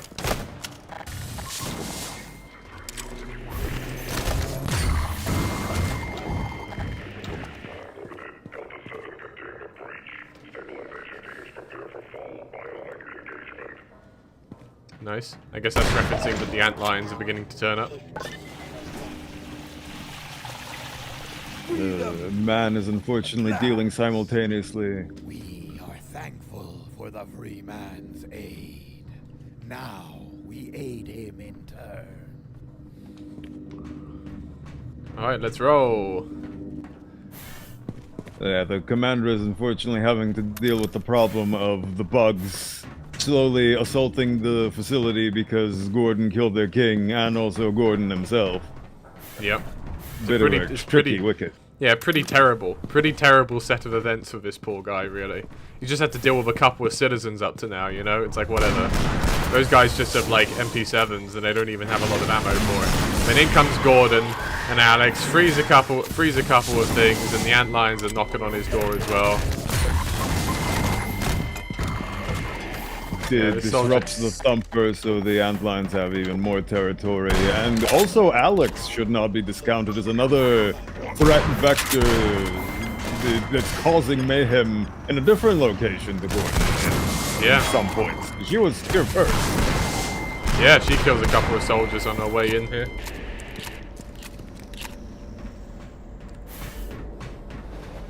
Alright, come on, boys. Let's go. Welcome back. We were hoping you could help us out. Allow us to aid your ingress.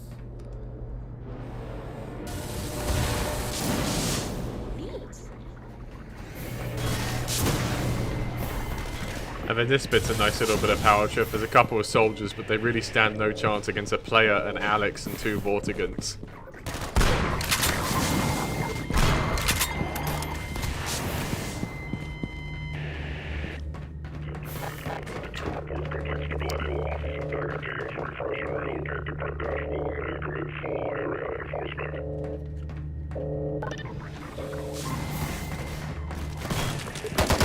Best to keep a handle on the situation, but again, having those voice lines in there to have a bit of dialogue and again further develop the overarching presence of the depot commander.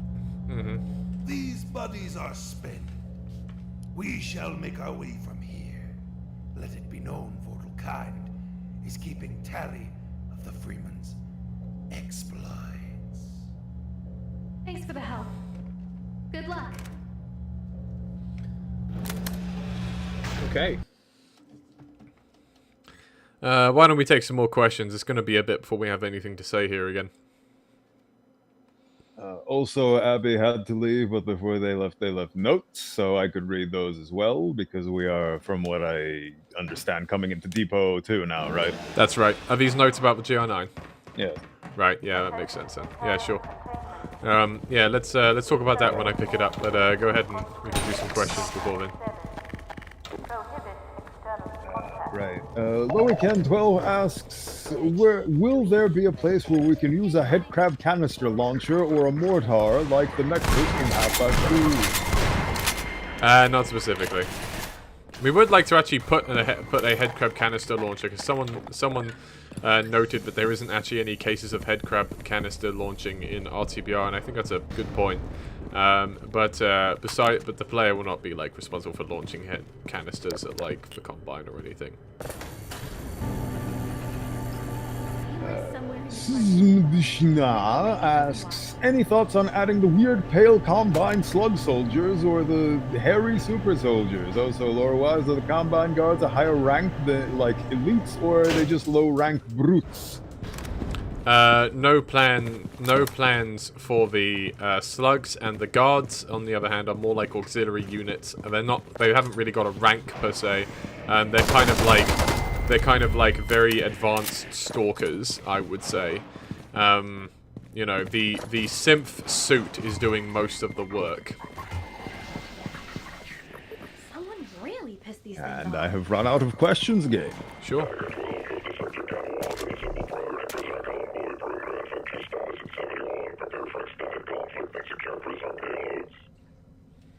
That sector's not far from here. If we're quick about it, we could catch them with their guard down.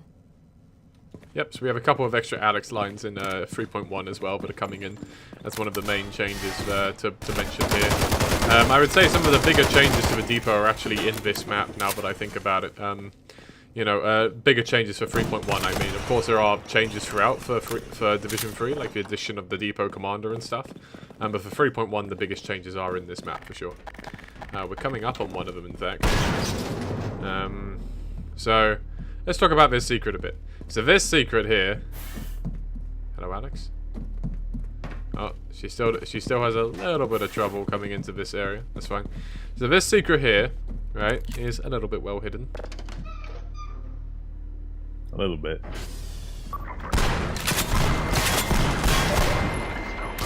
Oi! Okay, and very well guarded. That's how secret it is. It kills you. That's right. It kills you outright. Oh, what did I bounce it? Did I run into my own grenade there or something? That's pretty impressive. I think that must be what I must have done. Gordon is faster than physics. That's pretty good. That's pretty good. I feel like that's some kind of achievement in of itself. Okay, let's do this again, and this time I'm going to do this.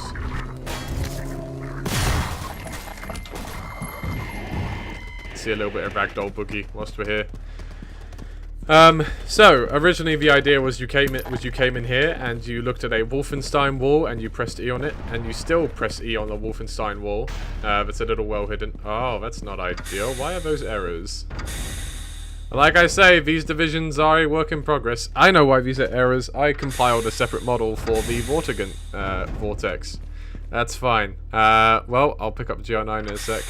The room itself is more detailed now. It's kind of got more of a combined sort of art design.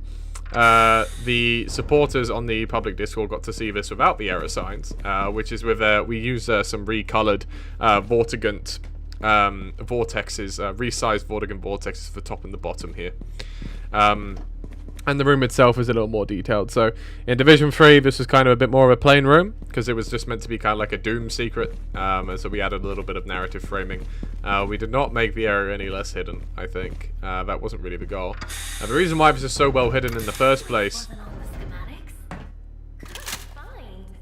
The reason why we kind of made this so well hidden is because the GR9 is the most powerful hidden weapon we've put in one of these things. Yeah, it's a fantastic automatic weapon with a wide variety of uses.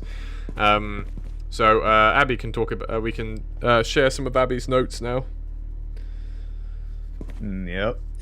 So, regarding the HMG specifically, Abby states that the secret used to be a lot harder in Blockout, with 3 separate steps to finding the HMG. And the HMG alt-fire had no recoil in Division 3. This has since been changed into 3.1 to have noticeable recoil from the second consecutive burst onward. Yep. I can see that. And then of course we can fire this great damage potential, a really great kind of thumping sound effect to it there. And then of course it has a scope. The scope wasn't usable in the cut content, but we decided to make the scope usable. So it's kind of got a little bit of using that feature in of itself.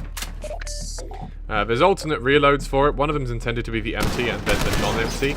At some point we basically plan to have empty and non-empty reloads in RTBR proper, so that would be the gist of it there. And the rest of the Abbey notes are related to Depot 02 itself, the map. Okay. Do you want to? You can read them out as we're going through them. Yeah. Let's see. Yeah. So Abby writes, where Depot 1 sends you through a mostly Combine-controlled area with its signature metallic style, Depot 02 sends you through a mix of both, showing that the Combine haven't completed their conversion of the depot yet. And apparently there is a secret above the Combine terminal room with the cremators. Oh yes, yeah, so we can go check that out. Yeah. You can see the GR9 makes pretty short work of cremators. You're getting close to the Spec 12.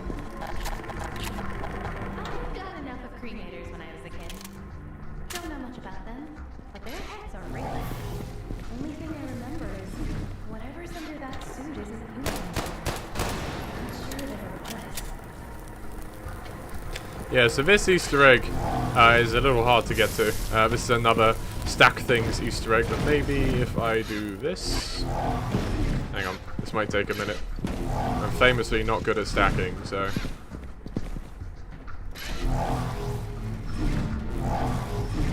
No, I needed that. No, Alex, go away.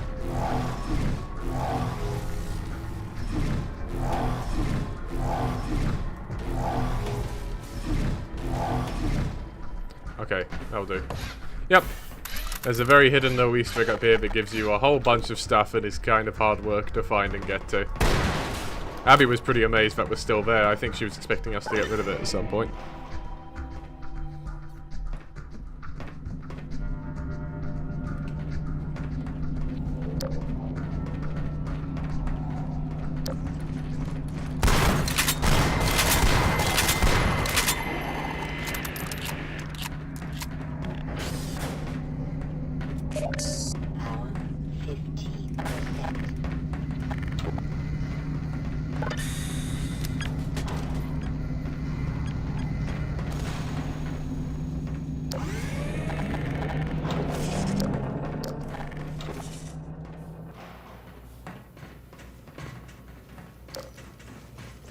I can mention that in this area, I don't know during which point in the dialogue it was mentioned by the depot commander, but he basically... Oh, now.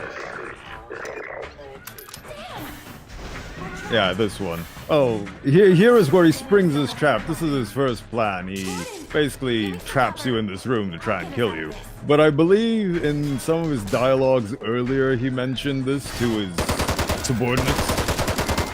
Yes, earlier on when he mentioned that there's a prisoner transport, he's trying to lead us off course by saying that Eli was going to be here, and that's when Alex suggests we should go over here because that's where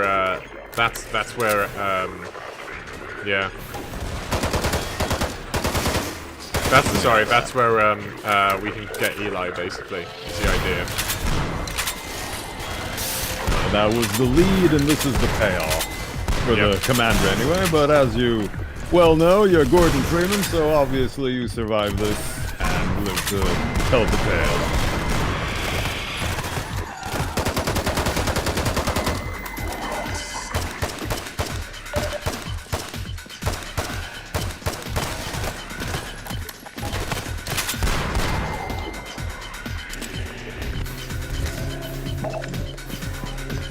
Where's that one soldier? There he is. And he's now electrified to death.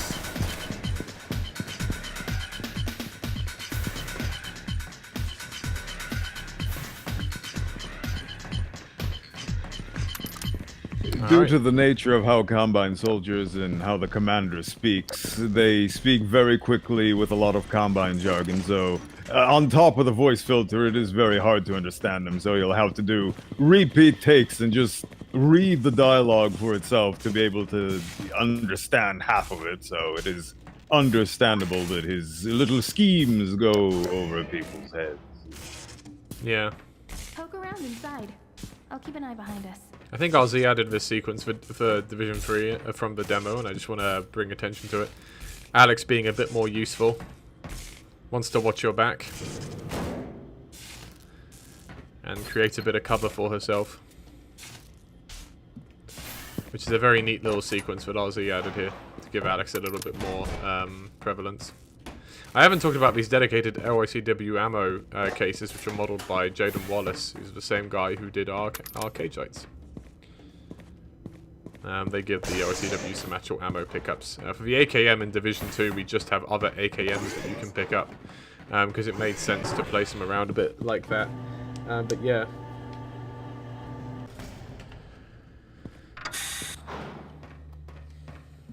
Okay.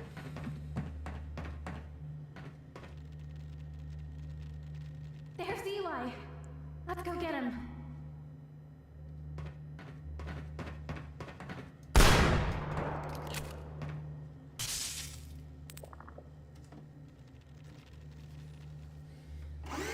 That is a very quick demonstration about how you cannot hurt friendly NPCs in raising the bar Redux. There you go. Yeah.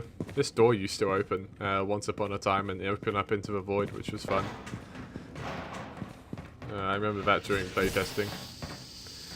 I outpassed a good chunk of this map, and in fact, interestingly, for those who have been around long enough, you might remember that this particular area here and some of these interiors were actually outpassed on a stream as a thank you for us getting Mod of the Year. I'm pretty sure I outpassed these in like January of 2024, and that's when we did the stream. There's thank you for getting us in Mod of the Year and Mod DB. So if you remember me art passing these areas live, you're a real one.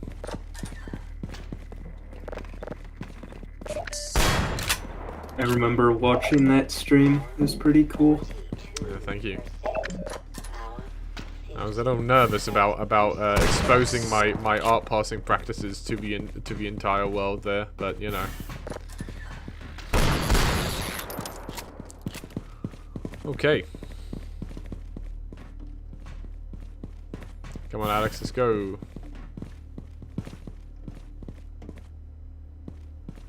Up the stairs.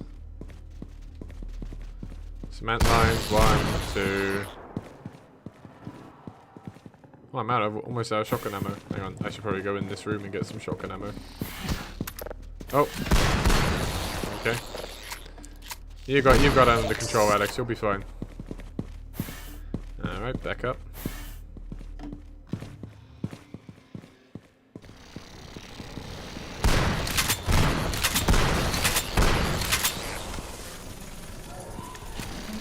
There's another worker up there. I see you up there, buddy. Have a grenade. Okay. You can hear quite a lot of chaos going on outside.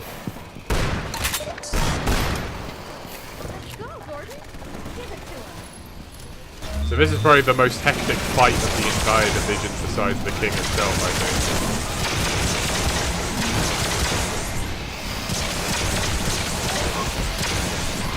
Oh, I could do with some more Gauss gun ammo, in fact. And Alex might die if I don't get out there again real quick.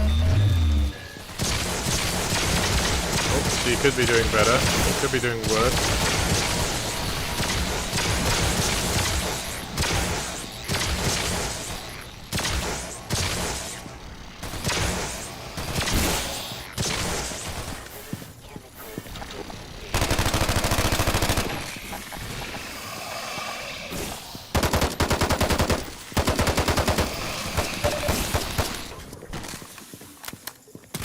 Hey!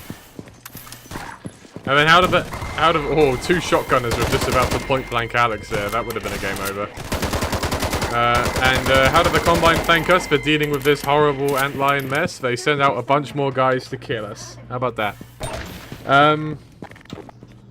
Okay, so I talked about the GR9 thing. The more prominent thing is that this map's art pass was changed out here. So we can see the external area here was given a lot more fog, and the actual view was made a lot wider. That you can see all the way over there some implications of the wider coast from Wasteland Vista, and the implication of maybe some of the chimneys around Ravenholm.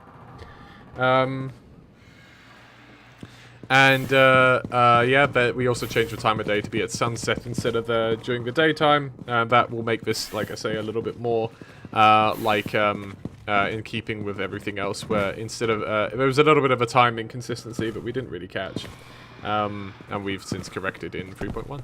So yep. Yeah. Okay. So moving on into the prison areas.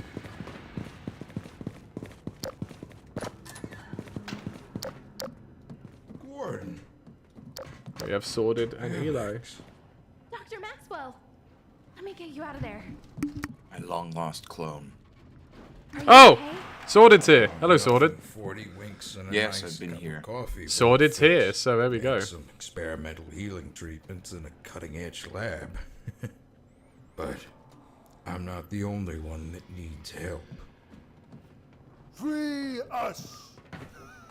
We shall see you through to a safer ingress. I'm happy to help anyone we can, but getting all of us out of here, hurt and all, won't be easy. This body can assist. The Antlions have grown restless with their monarch's demise. They seek a new figurehead. Come, we shall make one of the freemen. God, Gordon, that was you? Well, go on then. I better not get in your way. So there's another Amy Vortigern. Eli here, voiced by Sworded, who is in here, as it turns out. We were talking a little bit about Samuel earlier, and Samuel being of a much more elevated importance in Division 3 than he was in the cut content in the end. Yes, indeed. Yeah. Do you have anything you want to say about Eli that you haven't said in the past? For how you approach him for Division 3? Or you can probably also speak a little about Samuel here if you want to. We can take a little diversion, talk about Samuel. Sure. What did you talk about with Samuel? I didn't talk about anything to do with the performance. I kind of just talked about him as a character being there to be a bit more important than in the beta, and how we kind of like to try and take the named characters from the beta and give them some more importance. And so making him the mayor of Old Sea seemed like a cool way to do that. Gotcha. Yeah, I mean, there's not a whole lot to talk about with Eli that I haven't already talked about in the Division 2 stream. With Samuel, not much more to talk about other than his elevated role, his role as the mayor of Old Sea. Other than that, it was very cool to see him be reutilized in that way. With obviously, we're going in a very different direction than they were when they initially wrote him in that vignette. Yeah, I'm really glad that we found a way to incorporate him in such a neat, unexpected, and yet organic fashion. Yeah, I mean, like I say, at the end of the day, we weren't about to do another train journey after the G-Man speech. Right. And it's one of those things where, like, yeah, there was like 5 or 6 intros in the beta, and you can't just make a player sit through all of them. So, with all of that in mind, it's like we wanted to get Samuel in there somehow. It was either going to be that, or he was probably going to be someone in the air exchange, you know, when we were bouncing ideas around, seeing as he was a Gasmar citizen and all in the beta. It was one of those two things. But if he was just a Gasmar citizen in the air exchange, he probably would have been like a one-and-done character, right? So he had turned up and, like, opened a door for you or something, right? Whereas, you know, being the mayor of Old Sea, you know, sure, he's only still in Old Sea, but he serves a much more important role in the rebel hierarchy, right? I like to think of something that will never happen, which is a RTBR Andor, for those who loved Andor, and stuff like that, and seeing how do, like, Samuel's group interact with, like, some of the people in the canals. How do those guys interact with, like, the conscripts? Like, Samuel alludes to it a little bit, but, you know, like, what do they think of Eli out on his own in, like, the Wasteland and that sort of thing, right? Like, how, like, in an insurrection, the different insurrectionist groups all have their own reasons for doing things, right? They might be united by a common enemy, but they can, you know, similarly have different opinions about how to do things. And until the moment comes to bring everyone together, right, which happens when Gordon arrives, Gordon ends up being kind of the catalyst for all these disparate groups to end up kind of touching one man and, you know, bringing everything together towards the climax of the game. You know, they'll have differing opinions about how to get to that last point, you know, about how to get to victory. So, you know, I think it's interesting. I think you can think I think it's interesting to think of how does Samuel fit into that structure, being that he's a mayor of an actual rebel settlement, you know, a place where strictly speaking rebels and you know, refugees can go and actually be somewhere that's not under the Combine's rule, you know. One of their finest. He talked about it, but he had to grow up very quickly because he's a younger guy. Mm-hmm. Right, he mostly grew up during, you know, after the 7-Hour War. Maybe he was like 3 when that happened. So to lead a whole rebel settlement in the Wasteland, which is very, very much difficult to inhabit, we would say, you know, they're eating Zen fauna and head crabs mostly, and potatoes. Yeah, I mean, at his oldest, that guy's like in his late 20s. His absolute oldest. Right. This is not like a grizzled commander like Vance who knows how to direct men. You know, this isn't even like an old scientist like Eli who had done his life's work before the 7-Hour War, right? Like he was Mm-hmm. you know, he'd done his degree. He was already like you know, getting on by the time of the 7-Hour War. You know, like he's probably in his 60s now. He's trying to get the world back together for the sake of the next generation, really, right? Yeah. Samuel maybe never truly knew the old world, right? And it is interesting to think that he's trying to build an image of it, right, in Old Sea. Yeah.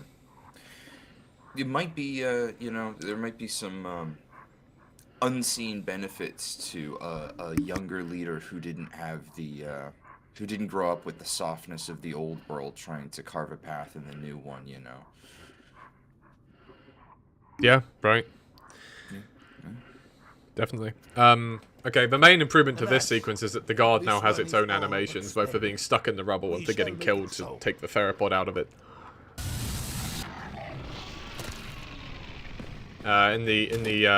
In the demo, this thing was just stuck in the rubble in an idle animation, and then would ragdoll. So yeah, we give it a little bit more to work with this time. The theropods are just as gross as always.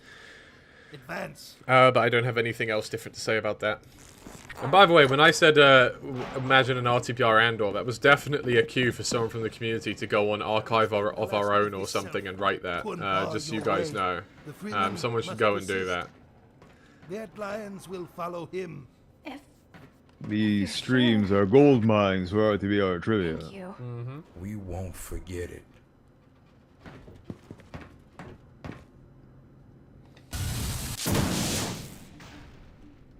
Hurry, now, whilst the way is clear. Go, Gordon. We'll make it count. Alright.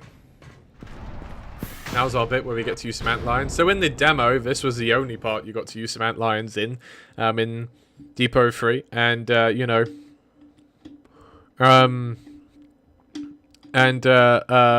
you know, with the addition of the bridge, there's an extra map where you get to actually control some Antlions. Like we say, there's going to be a bit more room for some Antlion stuff in the bridge. Sorry, in Division 4.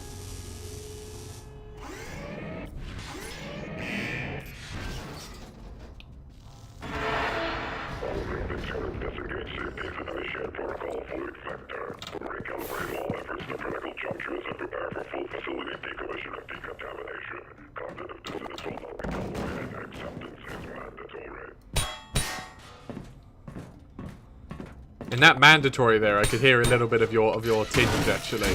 Most of these Depot Commander lines, I don't think I would really be able to tell were you, Boemphius, but just when he said mandatory, I could hear just a tiny bit of console. It's good. We're gonna go here and well, he is getting rather ticked off at this point in the storyline because, like, he tried 2 or 3 things at this point, and none of them have worked, and it's gotten worse. You gotta really imagine, like it must, like these soldiers must be like, what is this guy, right? How is he able to do this? It doesn't make any sense that this guy is just able to kill all these things and do all of this work, right? It's like, well, sorry for you, buddy. Gordon is actually the protagonist of a Half-Life 2 mod. So that means he's not going to be dying at any point, I'm afraid. If you were beamed by the OICW grenade of this guy right here, by the way, sorry about that. This is the only Combine soldier in all of RTBR that was marked as alt-fire capable. So this one soldier can launch OICW grenades in Div 3. We fixed it in 3.1, but in Div 3 we heard a few people get jump scared by that guy completely blowing them up with an OICW grenade at point blank range. So sorry about that. That guy will no longer haunt your dreams, I hope. It's the only one that knows how to use his gun properly. It's like, what does this secondary trigger do? He's the only one who ever had any idea to do it. Yeah. I do like just how many Antlines you can gather in this section if you take the 3 with you on the thing. Like, this is a ridiculous amount of Antlines to have on your side. Yeah, we do have some Abby notes on the Antlines. Oh yeah. Yeah, let's hear it. Abby writes that Antlines not colliding with the player is something we programmed in for Depot 03 since it had such tight corridors and we worked so well, and it works so well in practice even in the larger areas. And she's quite glad it turned out that way. Also, yeah, this silo section specifically, the silos, she writes, and subsequent water flow rooms were added as to provide some explanation for what the Combine were doing with all of Earth's water. Of course, the depot is a singular consumer of water in the Wasteland. Yes, there's that.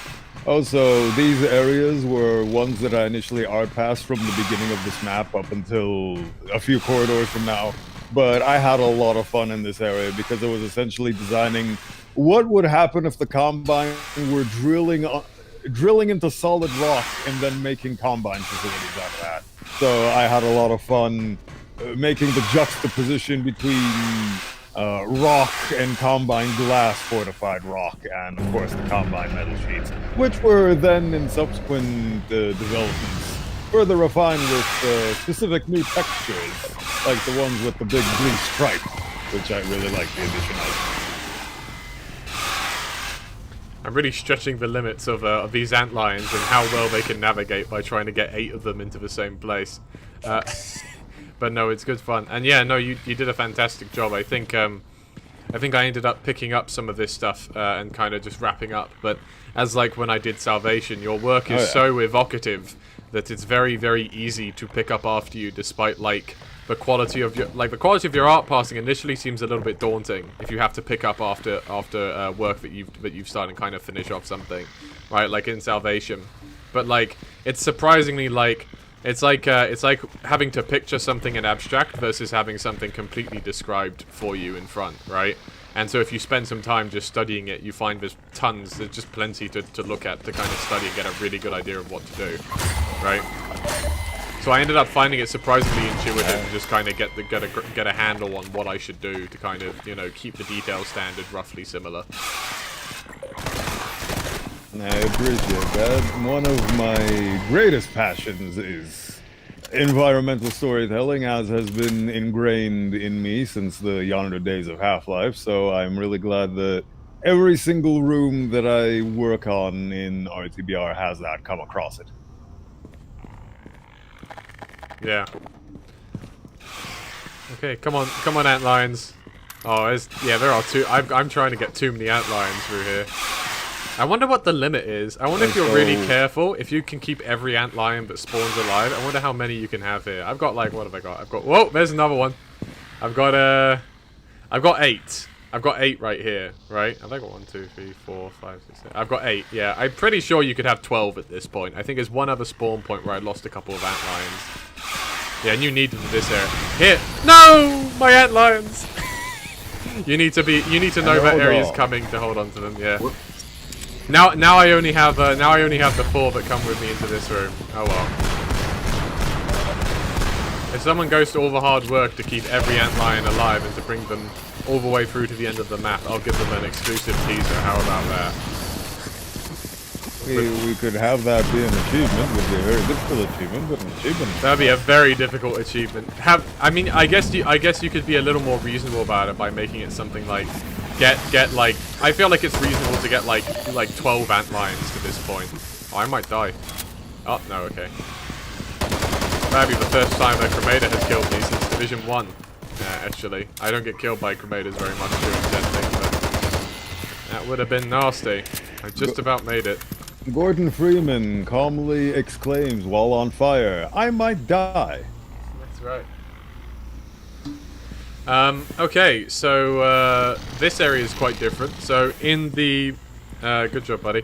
In the demo release, there was kind of like a counterweight puzzle here with antlions, and we still think the idea was super cool, but it just ends up being that, as you can see by this guy here, antlions are a little stupid, to be honest with you, and it's kind of hard to get them to do exactly what you want, and so we had to bring things down a notch in complexity, and so that's why this is now reuses the Steamboat electrical puzzle, which, you know, we remembered, we should use a little bit more of, and we're leaving those 4 behind, sadly.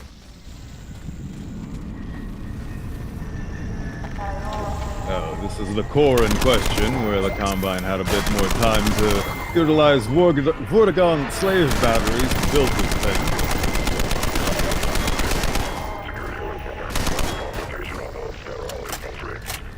The alternate fire of this being a 6-round burst, by the way, is inspired by a very... Whoa, 1 health! Okay. Is inspired by a, you know... I like Call of Duty Black Ops 3, not for the campaign, I like it for the zombies mode. We've played it on this channel before in game night streams, and there's a machine gun in that game which fires exclusively in 6-round bursts. And I've always found it was really interesting, like a machine gun firing in 6-round bursts, because it's kind of, I guess, 3-round burst would be a bit weak for a machine gun. So, you know, 6-round burst makes a bit more sense. And so I decided to kind of bring that back here as well. So yeah. Oh, it was a big old group This was of a soldiers. whole lot of fun programming while it was arc passing this area. the monitors specifically. I missed some Abby notes for Depot 3. You want me to go through those? Yeah, go ahead. Abby writes, starting from Depot 2 being mostly human, we gradually go through increasingly Combine areas until the entire room is Combine from floor to ceiling, as you can see. The more Combine rooms contribute to their efforts, like the big train room. Well, that's coming up later. What else do we have? We have a note about the Stalker puzzle, and that's all the Abby notes for Depot 2 and 3. Okay, cool.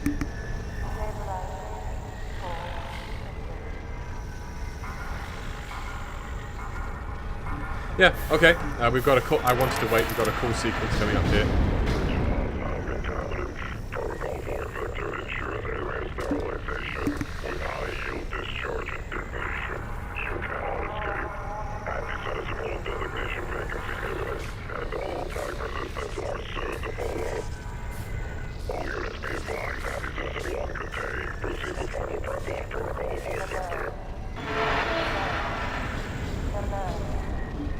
There you go. I definitely think the Depot Commander is one of the coolest things that just kind of got added. Like, I think you and RZ did a fantastic job of it, and it's one of those things of, like, I didn't really realize we were missing it until we had it. Like, it gives the Depot so much more, like, staying power as, like, an area. And so much more narrative grounding. It's fantastic. Alright, go up there, buddy. It personifies the Depot as more than just a structure, but also as a chain of command behind that structure. What is the Depot without the commander and vice versa? There's a note here about from Abby about that puzzle in particular. Small fun fact, the Stalker puzzle uses a modified version of point_bug bait, and those modifications made their way into map base. Smiley face. Yeah, we actually we have a couple of code contributions to map base as well. There's another example. What is it? The glowing blue ceiling in Minetown with all the like sprites. So this was originally like just like, you know, 150 sprites. In the end, we wanted to do something performant here. So what Random Cat came up with was a particle system array, which was a lot cheaper in the end, instead of being 150 individual entities.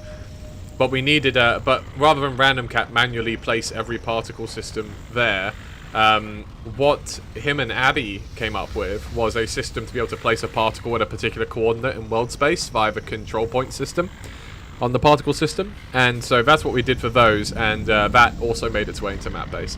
So there's a handful, we've actually done a handful of contributions to map base discovered through the need of things we did in RTBR, and that's really cool as well. Map base continues to be probably the single best thing to happen to this modding community in the last couple years, I would say.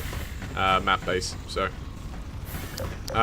this is a cute little thing here, but these are the Nova Prospect consoles, but instead of being in pairs, are split into corners so that you can place them in corners. And that's just because this was a square room and I wanted to put a console in every corner, and I really love these Nova Prospect teleporter consoles. I think they've ended up in a few other places where people have been art passing as well. So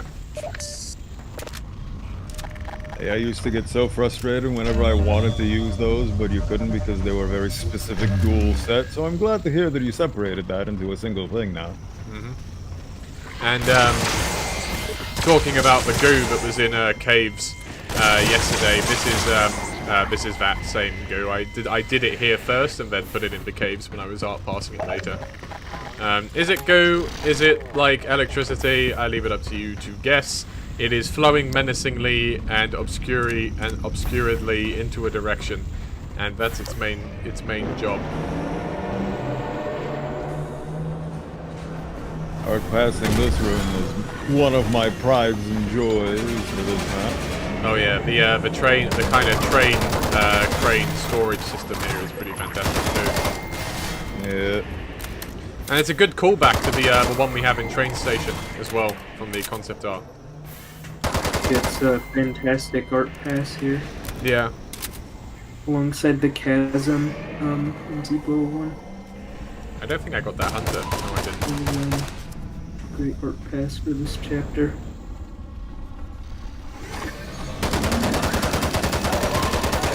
This map is the most I've worked on a map outside of Division 2. All of my art passing work, like, there are bits and bobs in other maps, but this is where it is mostly centered around and situated. This map right here, from start to mostly finished. There were some areas that I skipped over that the rest of the team gladly filled up, and I'm really glad because RTBR is, at the end of the day, a team effort, and we all pitched in quite well on this. Yeah, absolutely. I think. Yeah, no, absolutely. We did a good job going together. These shield domes here are again that same material, and again borrowed from Burton Equation, where they're the main antagonist, who was also voiced by Boenthius, actually. Voices the main antagonist in Burton Equation. This shield effect, I don't know if you remember this, Boenthius, but I used the shield effect for his narrative sequences in a few places. Oh, yeah! And then I stuck that in really RTBR, because I liked the material well enough. I was like, let's put that in RTBR and use it for a few things. There's actually a bunch of Burton Equation stuff in this mod, like warehouses I made for the 20s and stuff out in the airboat maps.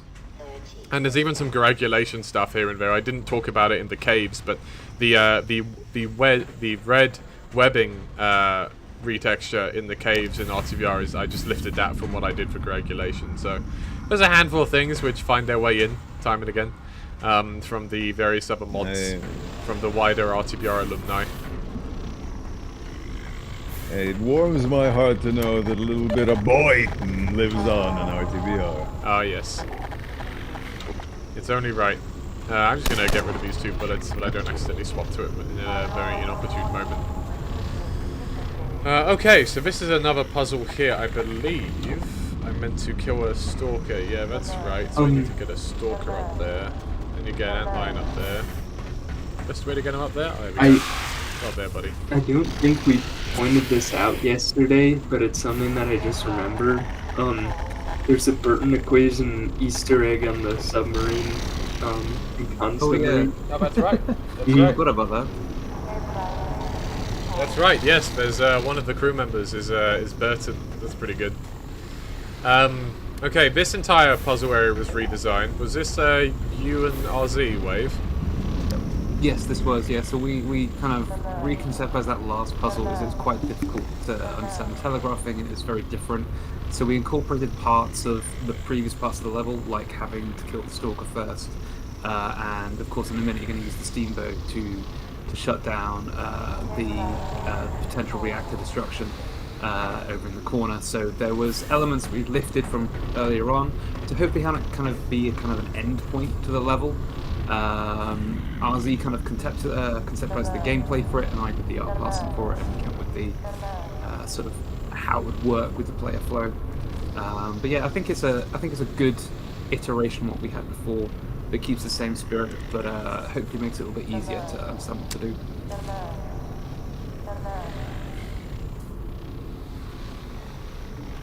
Yeah, I mean, in the end, in order for playtesters to get it, we had to have a sign that said, don't discharge your firearm near this thing, which is our way of saying don't shoot it. Because you were supposed to shoot it. We had to have an infinite pistol ammo crate and everything, and it was just... Eventually, it's just like, why don't we just use the puzzle mechanic we already came up with involving a weapon? It's nice to give the steamboat another chance to shine as well, because it's such a fun alternative fire, and I think it's such a cool way to turn something off. Yeah, absolutely. I feel the need to self-plug one more time here because someone in the chat said that one of their favourite mods is coagulation. Thank you very much, and I'm looking to put it on Steam very soon with a bunch of updates, so keep an eye out for that if you like the original. Oh yeah, you got to do it twice, because the other beam is still going. Oh, that's right.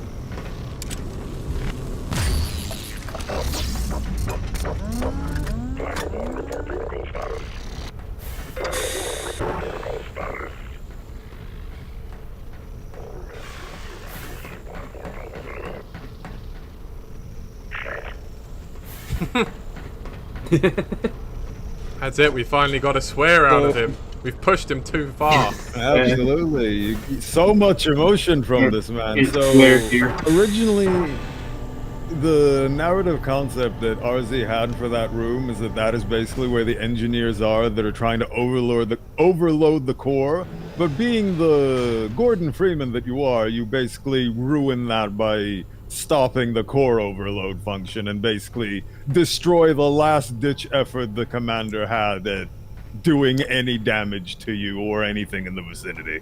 Yeah. No, it's really cool.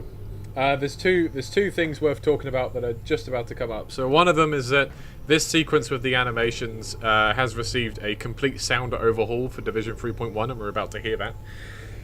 But secondly, the more practical improvement, and this is one of the last big improvements that we've yet to see, is just that Eli now follows the player a little better, and this sequence works a little better, because this was probably the biggest problem where people got stuck, is the NPCs not getting in the elevator so well. Sorry, I just got hiccups. That was really inconvenient. Mid-sentence, too.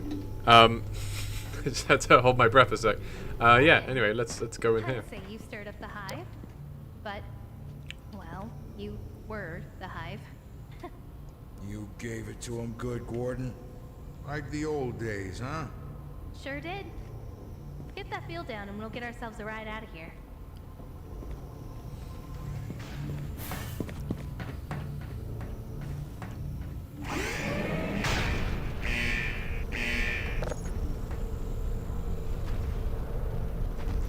Just gonna turn up the volume a bit.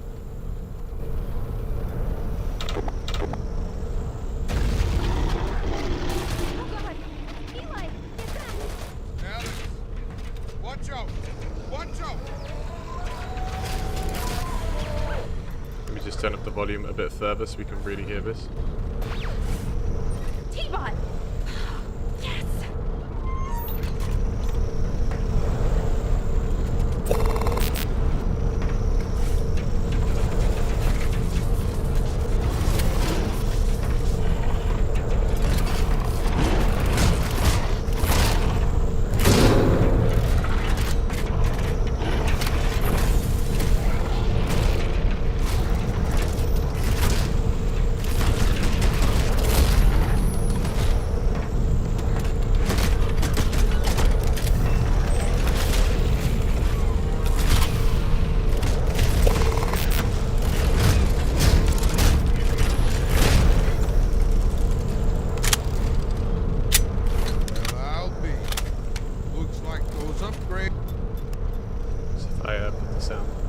A bit again, so people will actually be able to hear me. So this so the sound design for this sequence was completely redone by Chaotic. He, like I said, introduced him yesterday. He's a new sound designer to the team since we shipped Div 3, and we will be shipping those sound updates in 3.1 by the end of the month. So the NPCs here should do a much better job. You see, without me even having to corral them, they're just getting on the elevator now, and that should solve that one off. There is a note here from Chaotic regarding that, if you want me to read it. Sure. Because the 3.1 is still in development, there were a lot of technical difficulties with implementing the sound, but that's why it was low compared to the other noises, but that will hopefully be fixed for the proper 3.1 release. Yep, there you go. Here we see the NPCs do not disappear, and Eli is not constantly trying to occupy the exact same physical space as me. Gordon and I make a great team. Just hang back with T-Bot until the platform's open. Think you can take care of them? A genuine privilege, Commander. Alright, Adam. You can open the place up to the control room. We can rewire the controls to manual. Hey, Jackson.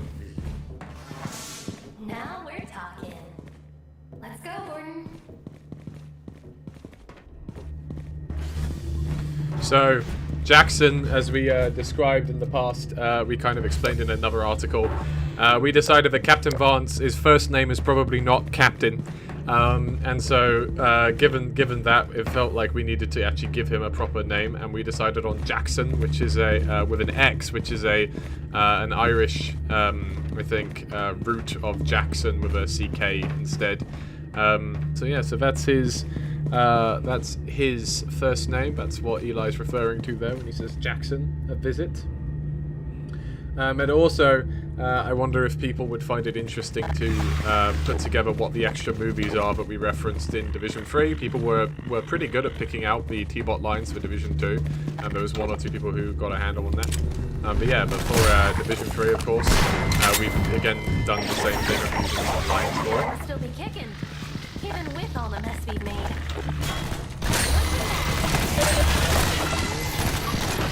All like old public domain stuff, I would imagine, right? For the most part, there's a limit to what you can do with old public domain stuff. So some of it is stuff that's not fully public domain, but is transformatively used. And to me, the licensing seems to make sense as long as we used it transformatively, which we do. So there's still some fun stuff to be found there. These lines are probably a little bit less obscure than the last round were. Means I should be able to clear the elevator up to the control room. Don't think you can go through these ones.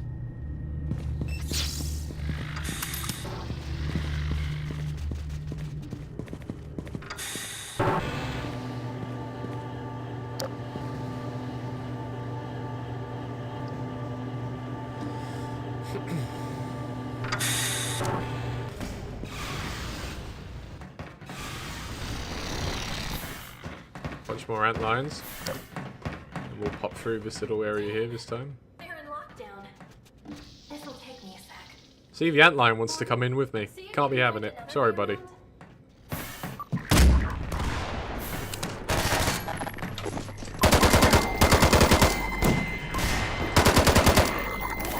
Haven't done questions in a while, and we've got a whole 5 in the chamber. If you would like to run through those.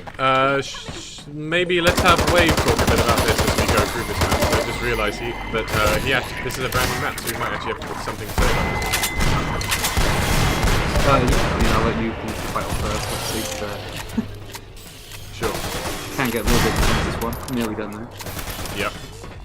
Oh, there's a Wasteland scanner. There's a couple of Wasteland scanners. I haven't seen these guys in a bit. Always nice to see them again. Alex is not having a good time with that.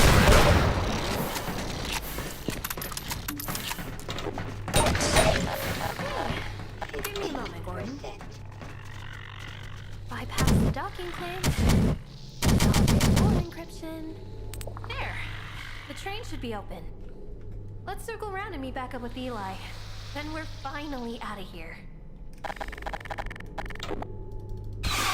Yeah, so this map was an iteration on a previous version, so it keeps the same kind of flow and beats of it. But the idea was to try and incorporate a little bit more of the antlion combat into it, give them another chance to shine with the player, but also incorporate some of the other enemies that we hadn't seen for a long time as well, like the Wasteland scanner. So there's a lot of sort of verticality to all the different encounters that you meet. This one has quite less though, but obviously the one downstairs a minute ago had 2 different levels that you could fight on, giving you a chance to sort of step back if you wanted to and just let the antlions do their thing, or you can sort of jump in and get involved with the combat yourself and play things a bit more gun-ho.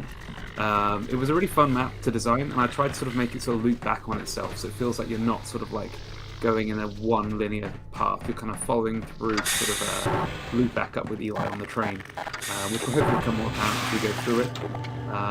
But yeah, I think it was a fun one to redesign and to give us sort of a bit of new life to. It's a fun ending for people who've played through it. That was the most unnecessary tower cannon jump ever. And I did want to show that you can do it. Flip it off and we can get this train heist going. Okay. Yeah, I mean, I think this map really came together super well. I think it pretty much played pretty much 80% as well as it needed to, or even before we did any testing. This will take me a sec. So. And we need that shield gate down anyway. Go ahead without me.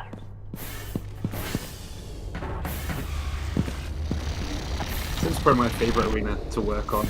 It's always nice having a massive arena, and because it's so quiet, I think it's a nice ominous moment to let you know that yeah, shit's gonna get out. So this is a very, very busy arena. Lots of things going on. Oh, you can cow jump into the fun. The dash area, interesting. There's something else that used to be here, but I guess it's not here anymore. I guess it got hidden. Oh, I think that had to go with for the optimizations. Sadly. I see. Nah, it's alright. We can. There was a fun thing there. Perhaps that will get hidden somewhere else in the Wasteland. Perhaps, yeah.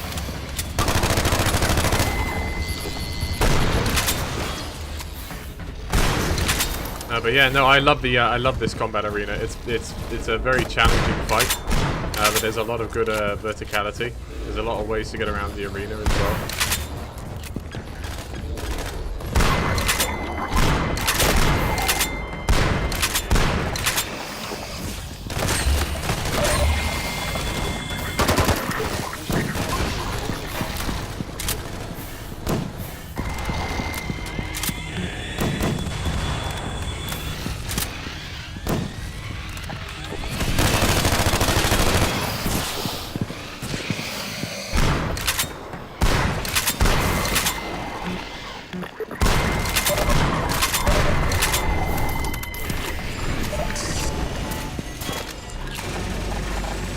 Let's get some tower cannon ammo whilst we're here.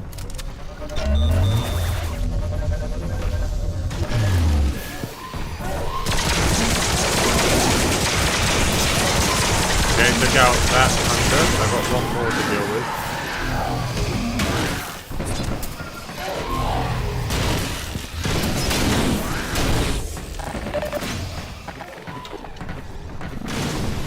Oh, they're on the camera.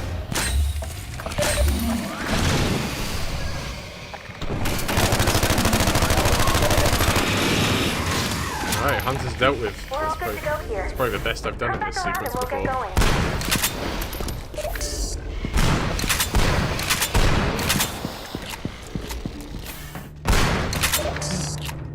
Some much needed health kits. Right, let's do a couple of questions before we head back indoors. Rabbit Maggot 93 asks, are the mounted guns manned by soldiers in the GR9 you can find in the secret the same thing? Yeah, they are a combine adapted machine gun, and there are ones adapted for being emplacements and one adapted for carrying. Milo Hilux 8190 asks, will there be an RTBR take on Team Fortress 2? Not on the cards, I'm afraid.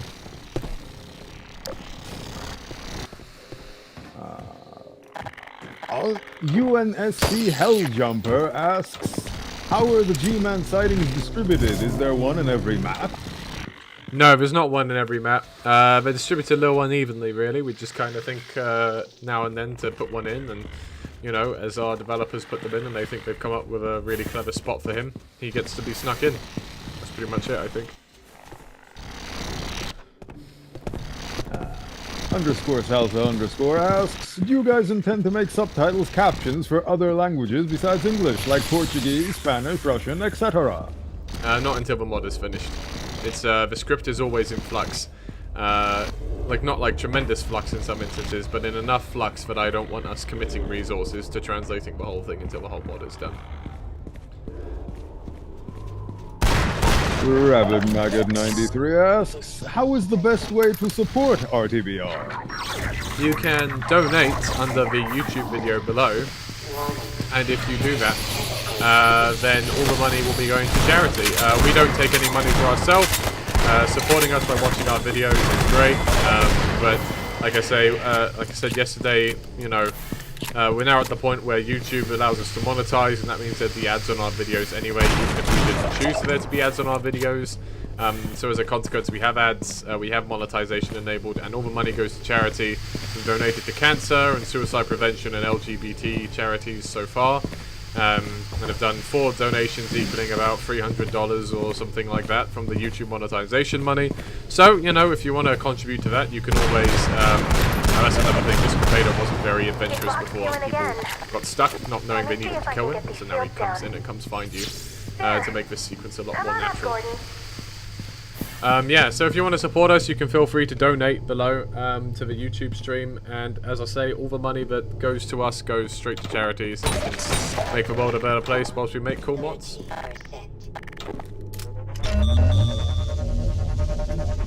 Beta-ish2 asks, how is Gordon gonna survive when he reaches the Erex in RTBR? Will he equip a gas mask?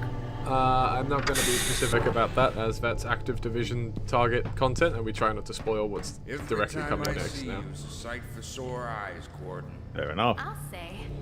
Think we've done enough around here. Let's get going. Right.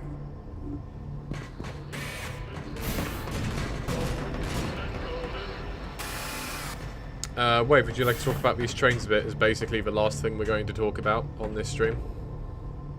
Yeah, so these trains were sort of these were put together like near the end. They're originally brush-based, but I thought I'd turn them to sort of a quick model set. They're a modular set, which is really useful, obviously, for mappers, because you can sort of build your train cars as long or as short as you want.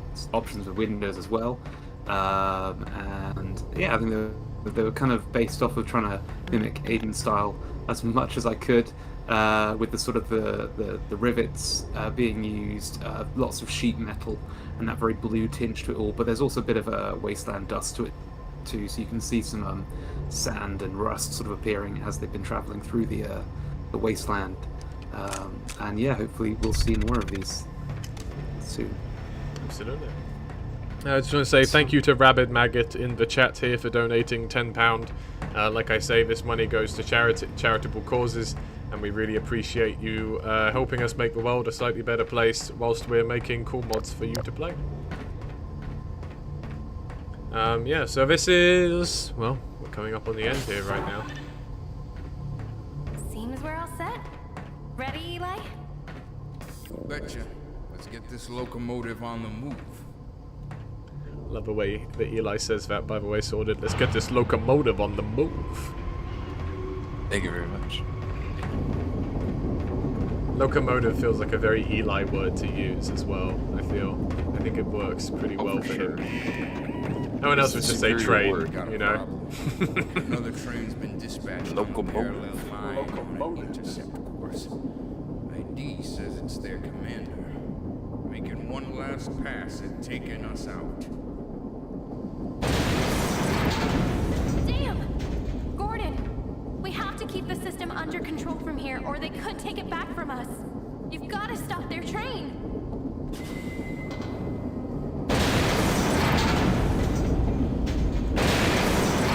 Trying to run us off the rail. We can't take a lot of hits like that, Gordon. We'll patch in and tell you how the convoy's holding up. You've got this! Go on!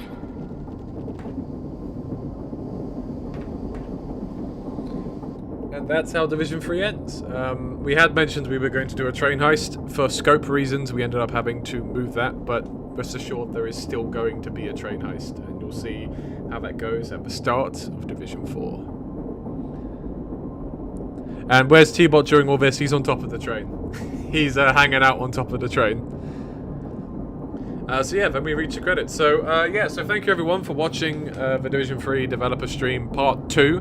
Let's take a roundup of questions. We may not do them all, but let's just take a roundup of questions, Boemphius, before we wrap up. Alright.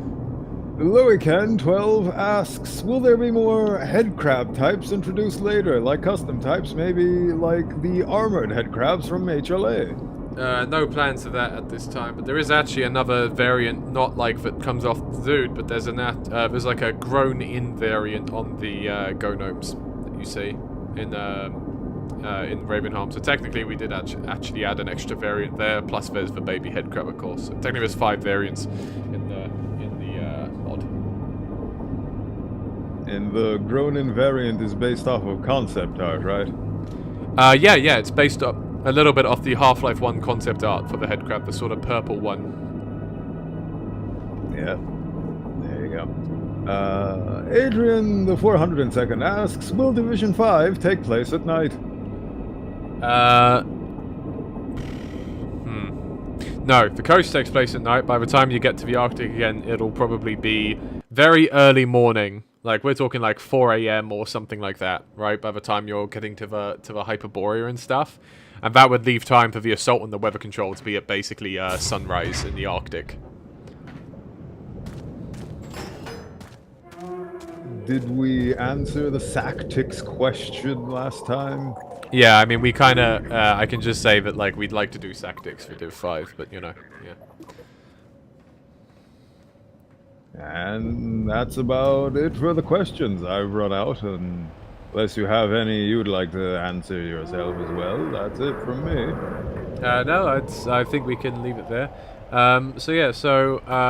Thank you, everyone, for watching these 2 developer streams. I hope you've enjoyed this peek at our process. You know, at this point, we're going to be doing 1 or 2 more tweaks for Div 3.1, but we're feeling pretty good about it now. And so, yeah, we expect to release that by the end of January. And then besides that, you know, we'll be looking at Division 4 and beyond, right? We'll be focusing on, what comes next for the mod. And like I say, and have said many times before, 2026 is a really cool slate of stuff that we're currently planning. You know, I think it's not going to be like the 3-year wait for Division 3 before the next time you get to check out some RTBR again. Let's put it that way. So, as we go back into the arena of modding, I hope everyone will enjoy checking out Division 3.1, and yeah, we will see you guys very soon. Thanks, everyone. Take care.